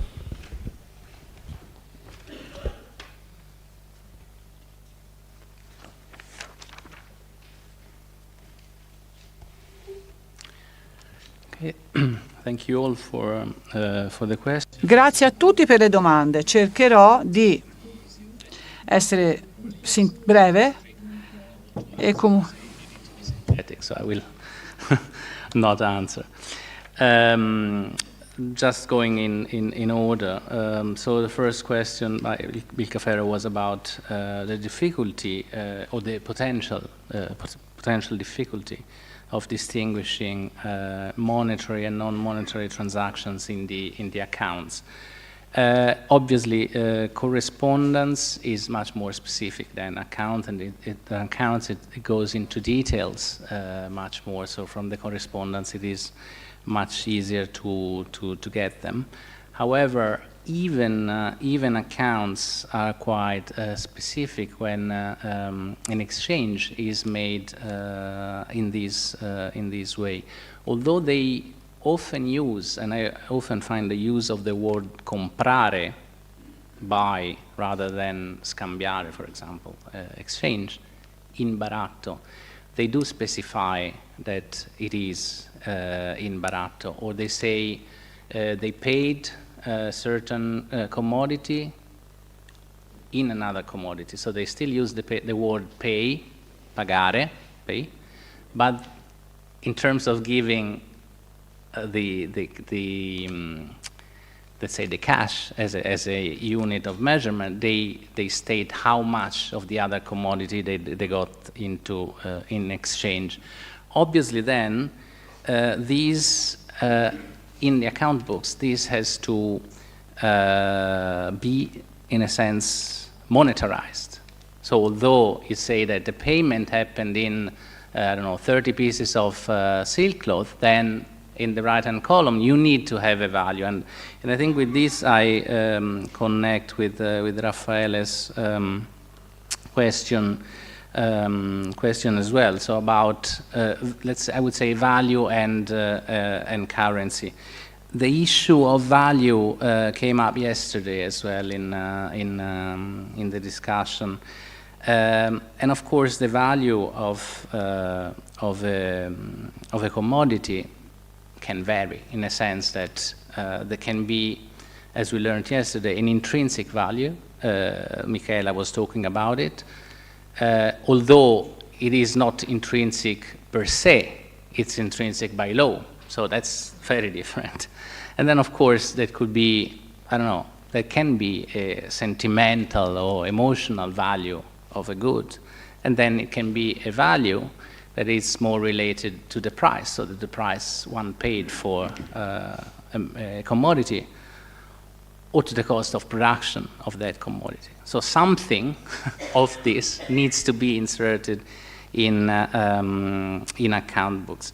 I mentioned the fact that it is, in fact, despite this highly monetarized, I would say, conceptual framework that these merchants had, still it is difficult to calculate exactly what profits were they making, because this value, this number that they were placing on the right-hand column of the accounts,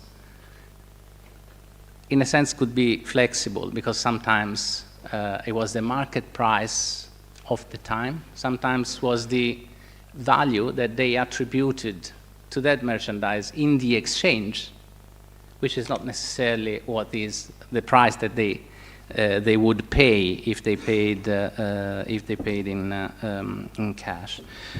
So to finish with the first question, it is obvious enough when a transaction is made in kind, because it is also partly described. In terms of difference between theory and practice, and the type of currency that is being used, normally the currency that is being used is the currency in which the account books are kept. If the exchange transaction is taking place with two currencies in mind, in a sense, these could be, converted into the account book. When the counterpart is not Italian, what do we do in terms of the other currency? Again, it depends on where the book is kept. If, for example, Italian merchants, they make an exchange transaction with, with an English merchant in London, and they keeping this book in London, they would have the pound sterling as a money of account. So that would be the, although it's not an Italian currency, that would be the, let's say, the standard of value that is inserted in the account book. The other questions, I think, are widening or broadening the framework. So I would say there is a mixture of micro and macro level. So I was mainly probably dealing with the micro level of individual merchants or companies who are trading abroad. Those questions mainly deal with, as I said, the macro level. I agree that even individual transactions can be impacted by what happens at the broader level. So flows of merchandises going one way or another, high-value merchandises going one way, and low-value merchandises going in another direction. So the, let's say, exchanges at the macro level could be, in a sense, even, or could even be uneven. For example, it was common then, as it is now, that more advanced countries export manufactured product and import raw materials, and by doing this, I would say they also, in sense, influence or probably curb the possible, manufacturing development of these less advanced countries. So what can we say about general policies? Well, that probably doesn't have a general answer to be made, because it depends on which the counterparts are. So which two counterparts are dealing with each other? In which moment are they dealing with each other? How important is the second country? For example, as I focus on Italian, how important is the second market for Italians? And is the sum of individuals who can affect the general policy? So I would say this is remains an open questions. As for Katya's many questions, so about about, for example, pepper. Again, this is something that involves wider economic policies of states, as you were mentioning in the case of Portugal. So a commodity could be used in a sense in a pragmatic way, as you were saying, and I would say this is true at both macro and micro level. So you don't know what to do with this pepper, just use it as to pay. Clearly, not all commodities are the same, so it depends on whether they can be divided and maintain the same value, whether they can be preserved in time. So pepper is clearly one. Other, for example, foodstuff wouldn't have the same characteristics. How much silk is in the market? That is difficult to say in general. In terms of exporting, for example, silks exported to certain markets, well, one might look probably the other way around. So might think that the silk that is exported is the silk that is needed in the market where it is exported. So clearly, in your case, it's the other way around. So the Portuguese getting pepper back from Asia. In my case, is Florentines, in one of the examples, exporting silks to other markets. And in these cases, I wouldn't say there was, let's say, a problem of overproduction, because the production, in a sense, was demand-driven. So from Constantinople, in one of the examples, they were asking for certain amounts of silks of certain types, and this was the silk that would be provided with an extra, just in case the demand would raise. But I don't think the two issues are probably verification of products that would be accepted in exchange. In fact, it was wise, in a sense, to fill the ships rather than making them travel light or without merchandises. And in this sense, the knowledge of even intermediary markets and routes was fundamental, because clearly, I would say, these merchants were able to know that some merchandises that they would get in another market, even when was not in demand, maybe in their own town, could be in demand on some intermediary places, and so they should certainly use it.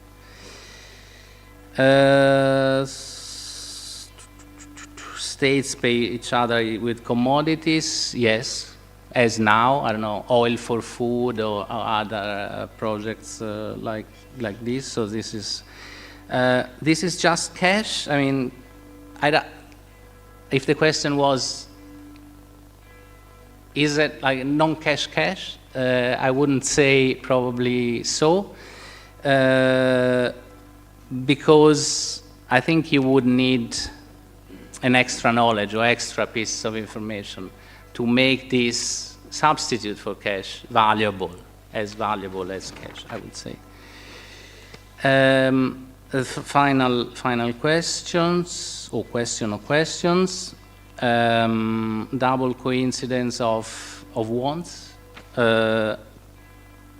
Yes, I get your point that obviously marketplaces, or the more lively marketplaces where many needs were present, obviously would be a meeting point for the coincidence of wants. One might say coincidence of needs in other cases.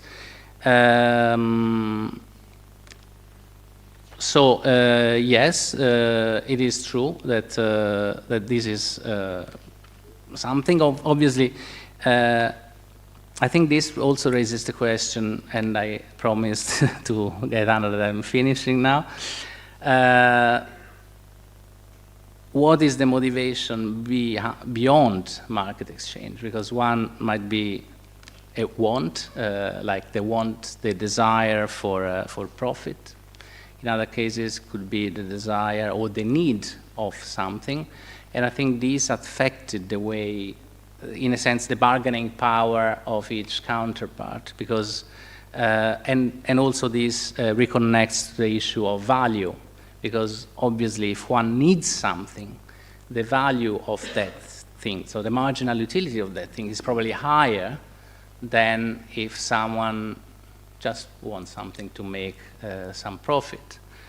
But surely the more lively marketplaces, and in fact, for example, ports, etc., were the best place for this to happen, because there were more options for this exchange to take place.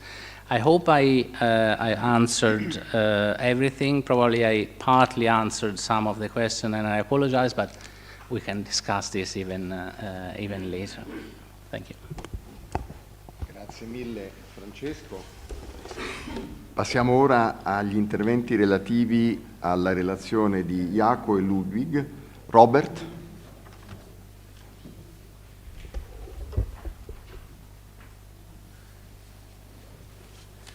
Yes, thanks. Again, great paper. I was very interested in, I have a question for you relative to the data. It seems like you're looking at this investment almost like it's a sticky wage. I don't know where you get your 10% return on investment. I would really like to find that myself. And it doesn't seem like this return on investment changes through time in your data. You just state 10% return on investment. And so the monetary return is a sticky return on investment, it seems, in monetary terms. And what you're tracing is how much of a basket can they buy? So could they buy more of a basket or less of a basket? So I don't know why the interest rates you don't adapt them to what the real interest rates are. And I really don't understand the 10% return on investment. And relative to the pensioners in the monasteries or in the hospitals, I wanted to know if they had to perform any sort of service when they were there. It seemed like the way you presented it, they were just being taken care of, but I don't know if they had to participate in the operation of the hospital, and that might change according to their age, right? So the younger ones could perform more manual labor and the older ones would do more management. I don't know if that's, and also if you're richer, you have a much more managerial capacity than perhaps someone who would be poorer and would be doing the manual labor. So what was their contribution in terms of labor? And finally, you talk about risk. The value of these investments for the pensioners, the Kurodians, how did it change relative to age? Because if you are becoming a pensioner later in life, you have a shorter life expectancy. And so I'm guessing at some point they would adapt the value of how much that is worth relative to how long they expect to have to take care of you. Okay, so I have those three questions. Thank you. Marianne?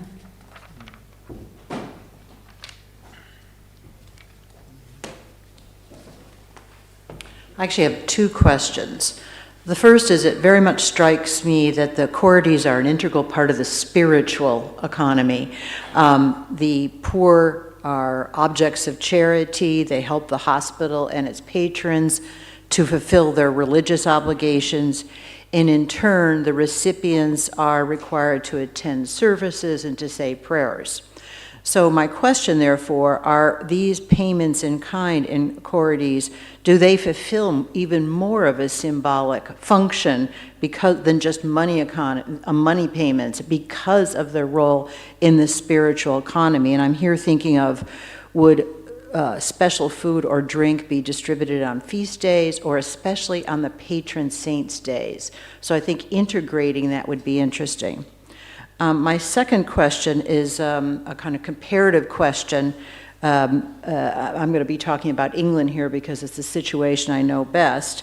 There's a huge literature on monastic charities. I mean, you know, and they appear very early, but as soon as you get to towns, you have intense competition for any kind of in-kind charities. In England, there are no cash annuities offered by town. So the in-kind are the only game in town, and they're so highly sought after, and there's a limit, since towns themselves do not offer them, only a few hospitals, and really it's almshouses.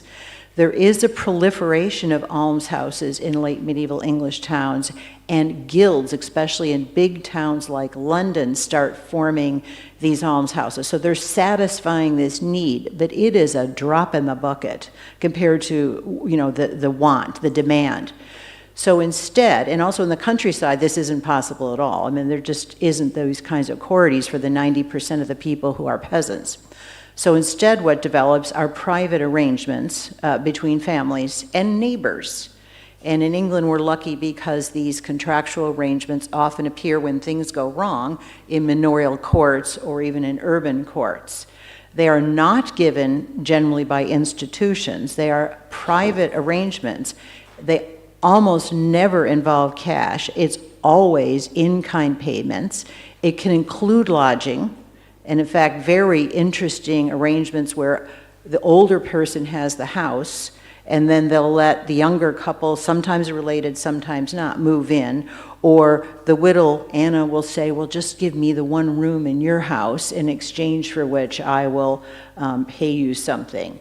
Sometimes there seems to be some work involved. So I'm curious here, given these types of differences, what you would make of that, and do these private arrangements between family members, which they're much discussed in English literature, but not in economic terms. They're discussed as, oh, the English don't care about their elderly. You know, you have to make an arrangement with your family to help take care of you.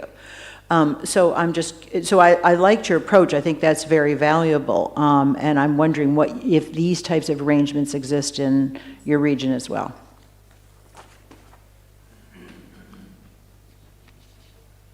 So, Tim Soens.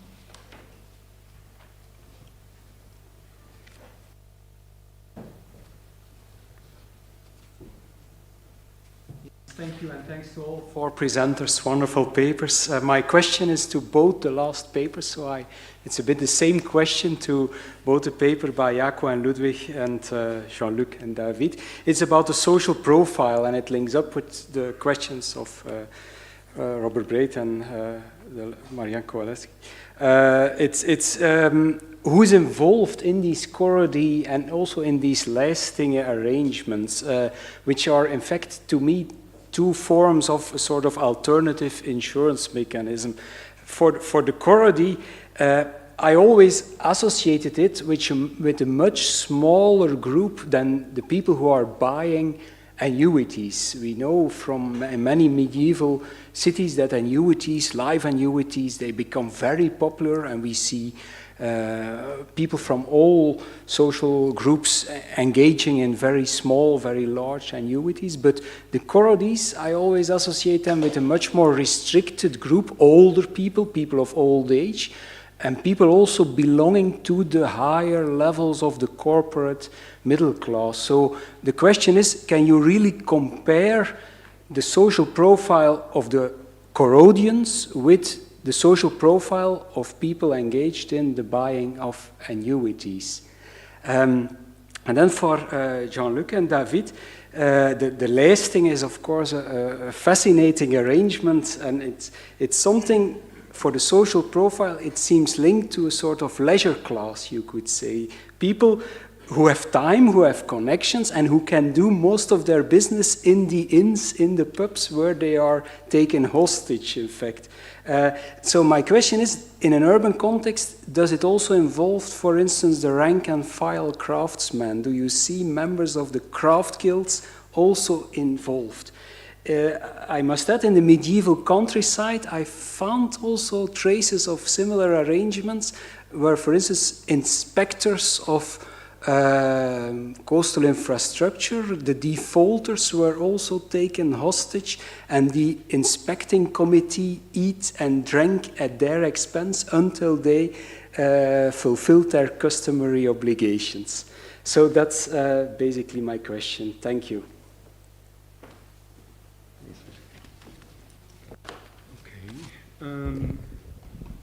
Yes, I will start with addressing Robert's questions, and I will try to convince Ludwig to pitch in when I really do not have any answers.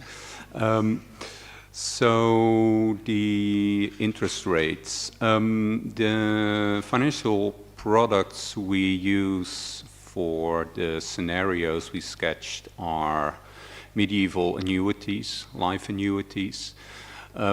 For the sake of clarity, I usually use the term interest rate on those annuities. I'm aware of the fact that for economists, interest rates function completely different from what these medieval life annuities would be. These life annuities would simply provide an X fixed return to capital, which in the later Middle Ages would usually be 10% and do not fluctuate. So that's a fixed return. I've had this question more often, and my disadvantage is that I mentally am in a completely different time period and economy, so it's always a bit difficult to translate this, but I hope this clarifies matters a bit. Yes, pensioners and whether they also work. I think, Ludwig, you might be able to take this one. Indeed, yeah. That depends a bit on the type of Corrodi, but there are indeed arrangements in which, especially on the lower end, more very modest Corrodis, where people are asked to lend a hand as long as they can. To my knowledge, they normally don't take managerial tasks, so the really high-level Corrodis are about leisure and, let's say, religious attendance, or so they don't work, but in certain instances, people are indeed asked to work. And about the life expectancy, that's a big issue in terms of pricing, obviously, because we would expect this, right? The life expectancy decreases, and this would influence the price. The experience here, I would say, are rather mixed between us. There's some arrangement, especially in the Low Countries, where you can actually, when you plot the prices with the ages, you find a nice correlation. In the German cases, and I guess in the majority of cases, this is much more ambiguous. So people in the qualitative terms, when they discuss how they set prices, they name these things, but then the data do not reveal a clear relationship. And this could be because various other variables play a role as well, and not at least charitable variables, citizenship, the ability of pay of the Carodian. So this might a bit dilute the effect of age. But it's recognized by contemporaries, clearly recognized. And I think in the 18th century, or even the late 17th century, there are more and more even manuals. So there's a theoretical literature on how to price life annuities according to the age of the annuitant. You want to add to this? Yeah, just briefly, because it's quite interesting. One of the early mathematicians who worked on life insurance is Willem Kersenboom from the Dutch Republic. And one of the things he did was to come up with a pricing scheme for exactly this financial instrument, where he said, okay, if you're a hospital director and you have someone aged 62 come in, this is what you should ask, given what we know about life expectancy. So it's interesting that this is one of the first financial instruments, apart from life annuities, where these early scholars would jump in and say, hey, I have something to contribute here to reduce the risk for hospitals. But as Ludwig said, it's only in a few cases where we can observe this, and quite often we are at a loss as to how they calculated this. And sometimes we are pretty certain that, well, they offered something that was probably not the smartest thing to do. So, Marianne's question, the first one about spiritual economy, I think that would be one for you, Ludwig. I briefly talked about the origins of Currencies in monasticism. And of course, to, say, evaluate these arrangements, you always have a, let's say, call it commercial, secular, maintenance-oriented dimension and a spiritual dimension. And my argument was a bit, these start off as rather spiritual arrangements in the Middle Ages and then undergo a certain form of, if you will, secularization or commercialization in the late Middle Ages and then the early modern period. However, both elements are always present. And of course, Carodians are asked to partake in the, let's say, everyday life, the messes, the feasts of the patron saints, etc., of these hospitals. And of course, they're asked in Catholic parts to pray for the founder of the hospital. So this dimension always remains visible. However, it's, in my eyes, not the main motivation, at least in the early modern, why people enter. So they're not people who want to spend their old age in prayer. Even that's still a cultural notion that exists at the time. Okay, yeah, Marianne, you're talking about retirement contracts in the English countryside, and there are a few very good papers out on that. This is indeed something that you see all over Europe, basically, mostly in the countryside, to a certain extent, also in cities. I published a paper 2 years ago where we demonstrated that it existed in cities of the Low Countries. I know, for instance, Basel, Switzerland in the 15th century, these contracts were also quite common. So I'm aware of this. What struck me as interesting is your point that in England there was such an enormous demand for these things, also given that there were few alternatives, and that's interesting, and I will ask you for a few references in that respect. Nevertheless, even though there were alternatives on mainland Europe in the form of life annuities, for instance, we also see that demand for these corrodies could be very, very high. There would be waiting lists. Sometimes they would have to organize some sort of lotteries where we have 20 people waiting in line. We're going to raffle, and the lucky one will be allowed to spend the remainder of their lives in our institution. So in that respect, it's a similar It's a similar image, I would say, and I'm going to speed up a little bit. So Tim, the social profile, where's Tim? Tim has moved, yes, somewhere there. It's a good question. I agree that these life annuities in the Low Countries popularized at some point.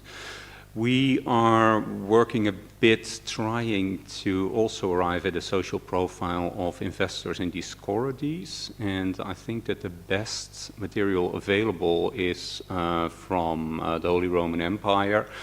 What I've seen for my Low Countries cases is that it is perhaps mostly, say, upper middle class, but also quite frequently people from slightly lowering groups.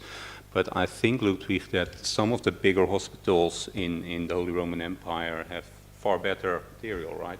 Yes, and I would also say these, of course, alternatives exist, but the urban annuity markets of the 18th century might be different one from the 15th century, right? So when life annuities are really a popular financial instrument, and that I think there's a data set out by Andrea Huang lately that shows actually in the 17th century there are less life annuities sold, at least in the Holy Roman Empire. So the alternatives exist, but they might not be as numerous as for the late medieval project.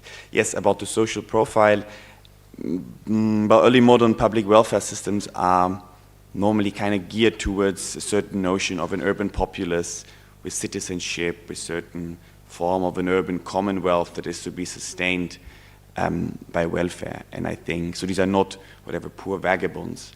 And I think you see that these, some hospitals target, let's say, artisans, small homeowners, so with the, if you want, the urban manufacturing base of these cities. And that's kind of a middle-class welfare, the term has been coined by others, that tries to protect a certain kind of politically important population group.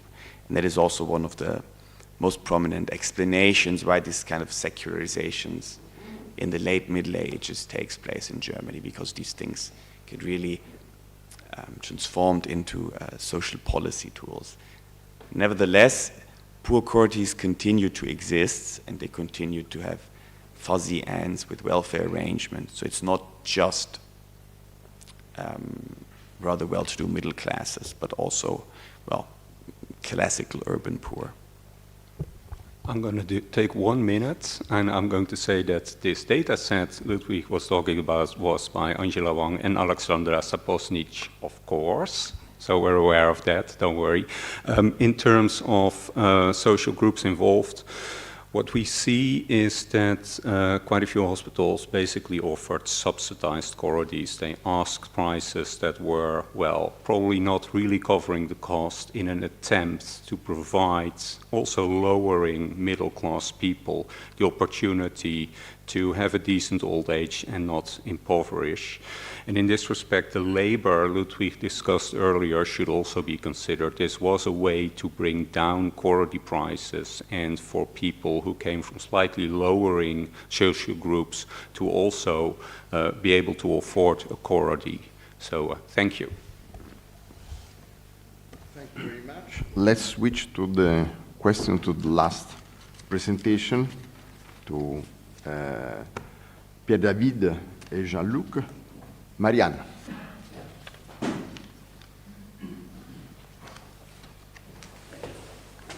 Thank you. That was a fascinating paper, in part because that is a custom that is completely not known in England. And so my question is, why does this system develop in certain regions and not others? I suspect it's also not in Iberia and in Italy, so they may have other reasons. I'm going to say that there doesn't in England seem to be any legal constraints against it. There are many similarities, personal sureties, the way they're responsible, the kinds of goods that could be confiscated. There's no difference there. 2 or 3 differences. One are innkeepers. In England, innkeepers are not high status at all. They rarely belong to guilds. They can be wealthy, but there's always a kind of aura of suspicion about them. I mean, they play many of the same functions in that they store goods for people, they can act as agents, they can put traders, connect people with them. Martha Carlin is writing a book on inns in England, and she might have more information on this. Then I thought, well, is it that social capital is less valuable in England? Could it be that honor and reputation are less important when it comes to money debts? I mean, I think it's worth perhaps considering that, or that at least it's more flexible. You know, you could, your reputation doesn't suffer as much. At the end, it strikes me that the advantages to this, you're focusing a lot in how the crucial role in facilitating credit. But I keep thinking of it as the way in which you get people to pay up. From the point of view of the debtor, the system hopefully works better. So I was curious about that you are focusing on the social capital of the creditor, access therefore to capital markets. From my point of view, this is more about ways in which creditors get debtors to pay up, that this facilitates as a strategy that makes them pay more quickly. I don't know. Lambrecht.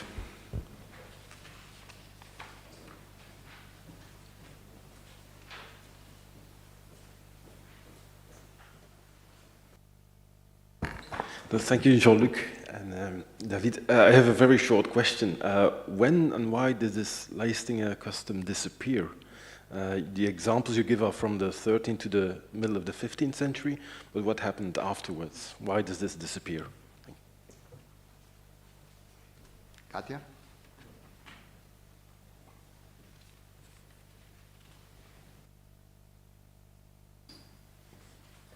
So my question is about whether you see a correlation between, it's about the pledges, between the growing mobility of the ones that hold the pledges and the typology of pledges that are set. Because after the 15th century, for the Portuguese and later on the Spanish case, what you see is that immobile pledges or chattels or collaterals, depends the type of document you see, 80 to 90% of those pledges need to be immobile because of market enforcement, and only 10%, 15% can be mobile, and that has to do with the mobility of the group that actually pledges. So if you have a bunch of new Christians pledging for or offering chattels for somebody else's contract, if the Inquisition comes, they know they can take off. So you go for urban houses, landed goods, and not sugar or ships or gold or silver. So I wonder whether you see a correlation between the typology of pledges and the mobility of the ones that are pledging. Team?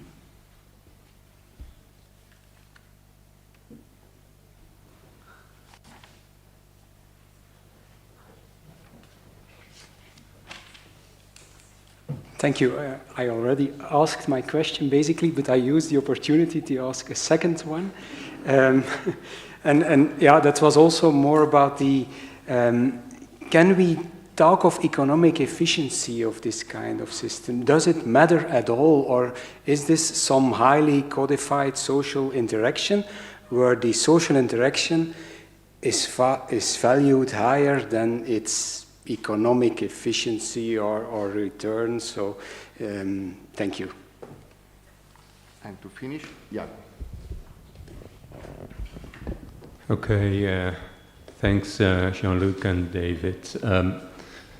As you know, I've also written about this topic. It's fascinating. It's also extremely difficult to imagine what is going on. And listening to you, I almost got the impression that the way you describe an inn is like some sort of a deposit bank where you can also store livestock and human beings. And then you get to a comparison with debtors' prisons, for instance, and this is also in the Costo book that you referenced, of course. My question is, on the one hand, we know about these Leisting constructions from contracts Do you have any evidence as to how this panned out in practice? Because if you read the contracts, it's all about 20 knights and 40 horses have to go to this inn and stay there for as long as the debt is unpaid. But what evidence is there that this was actually being done?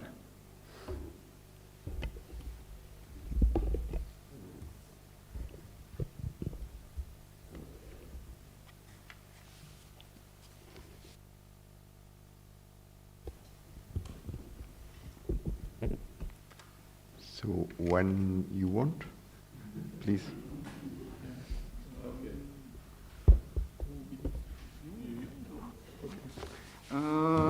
First question, I think it was Marianne Kowalewski.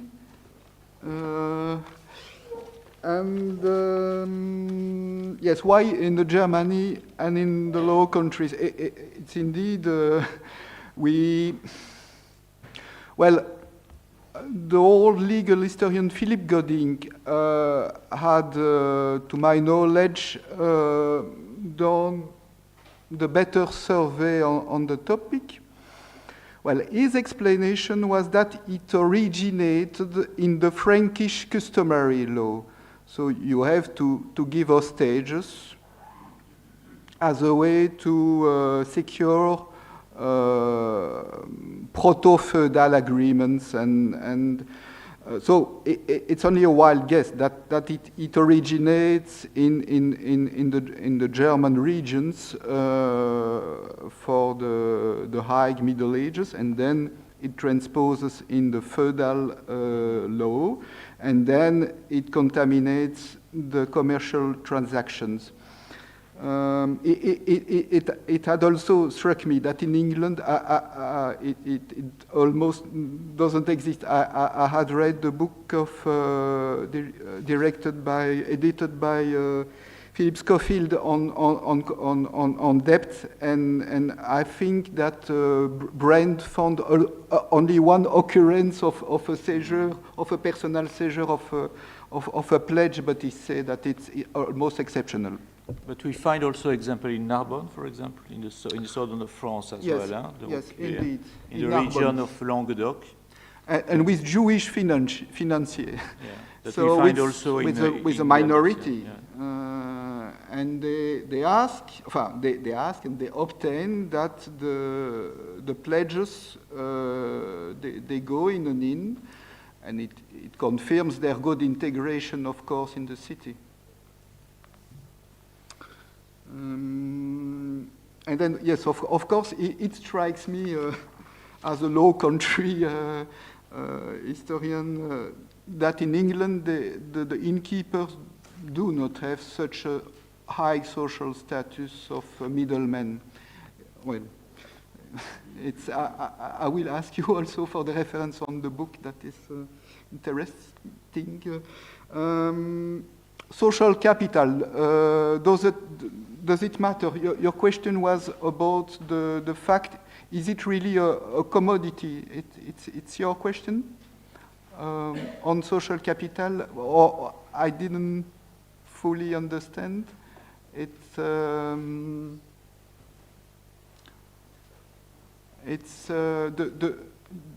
We speculate that they try to pay with their network of relations, and you think that it's not the case, or did I didn't?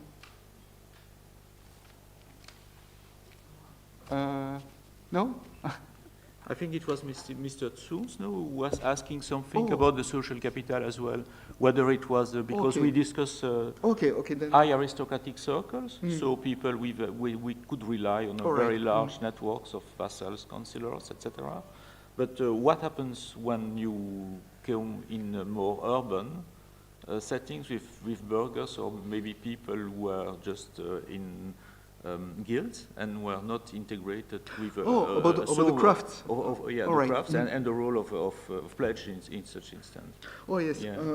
No, to my best knowledge, there are no examples of crafts involved in this custom. Well, for the simple reason that in Brussels, for example, all the cloth production is in the hands of the top urban elites. And when you imagine that at the end of the 13th century, in the most expensive high-standing inns, the daily accommodation cost would be equivalent to 5 years of a skilled weaver. So it's unbelievable, or it was expensive. If you take into account a normal year, as Van Uytven has shown, of 200 days, working days. So there was UK, we answered it, I think. Social capital. There is this issue of efficiency also. So we have only partial information, so it's quite a difficult subject in order to assess the economic efficiency. What we assume is that as it lasts for several centuries, so we may imagine it could work. For example, the example that we give with Renaud de Gelders, in the end, the debt was repaid, but actually by the Count of Flanders. The debt had been sold by Taddeo Cavazzone to the Count of Flanders, and then he put Gelders under his control for 5 years, sending his special fiscal surveyors and to collect incomes there. And so it was probably an efficient way of doing. On top of that, it contributed to the economy of the cities. So with the large expenses of those hostages, it helps in creating revenue that also nourish the income of the cities. So it has also an economic aspect, but also a more political economic one, increasing the power of those innkeepers within these urban administration. Yeah, yes, we have only, well, we have, I would say we have not enough quantitative evidence to hint at the efficient, at a conclusive statement on the efficiency.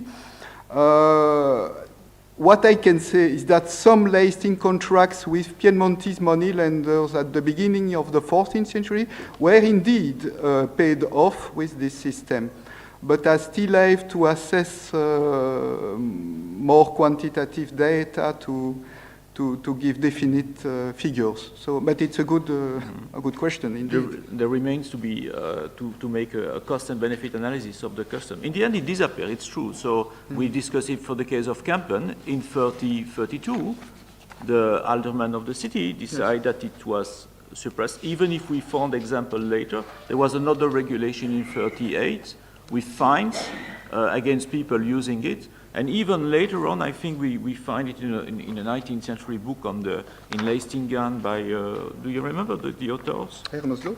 No, not Hermeslof, this one here, with a case which was in the 14th or 15th century? 15th century. 15th, yes. But it's a private debt agreement. In Leistinge, door van Schevikaken. So it was a 1878 paper, which was quite interesting. And so, and in Germany, I think it was forbidden as well. In the 16th century, there was a case of indeed. And so there may have been excess. So it may have not worked as efficiently as we may believe. So, for example, there was the indebtedness, the huge indebtedness of those pledges, who theoretically had to be reimbursed by the main debtor.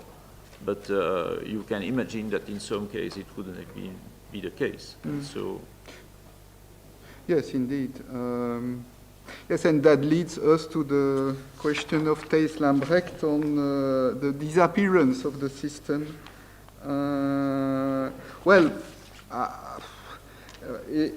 It's a good question. I think there are more and more legal treatises during the 17th century which state that it must be forbidden in the cities. But strikingly enough, there are in the book of Hermesdorff, which was a legal historian, you still find occurrence of this custom until the end of the 18th century, but it decreases. Yeah. And even 19th century in the Schleswig-Holstein, I think. Yes, was, yeah. yes. But I think it's also linked on the partly also to the permanence of this custom on the personal surety. In Belgium, it disappeared only in 1980 from the Code Civil, that you cannot anymore seize someone for a debt. But and I think in France it was the previous century. So it's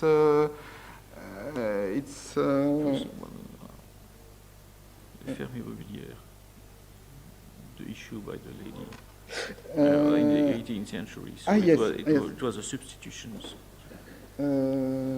Yes, on the sureties. Yeah, ferme immobilière, 80%. Yes, on the question of Katia on the kind of sureties that were used.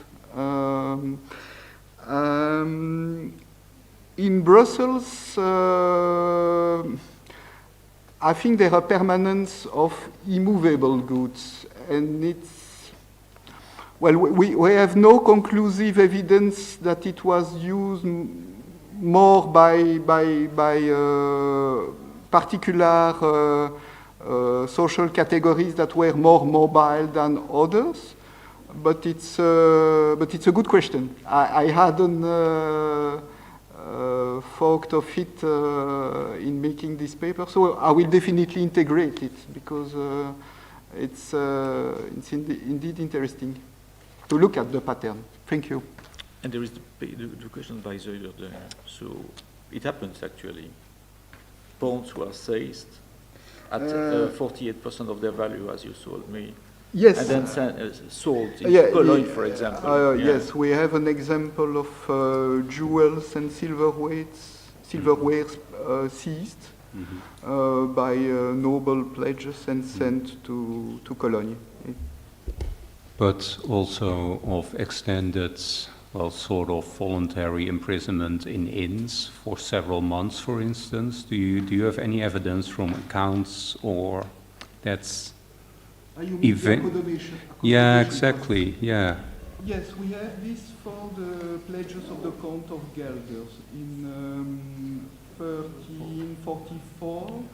The pledges are indeed in Goringen, and for I think 1 or 2 weeks, and then the bill is sent to the Count of Gelders. Okay, that's interesting. So and he paid it, of course. Yes. Thank you very much, both to the speakers, to the public for this very interesting session. We see this afternoon. I remember to the members of the executive committee that the meeting will be at 5 o'clock and not at 6. Ricordo ai membri della giunta che sarà I recall the member of the executive committee that the meeting will start at 5 and not at 6 p.m. Thank you. Enjoy your meal. Bye.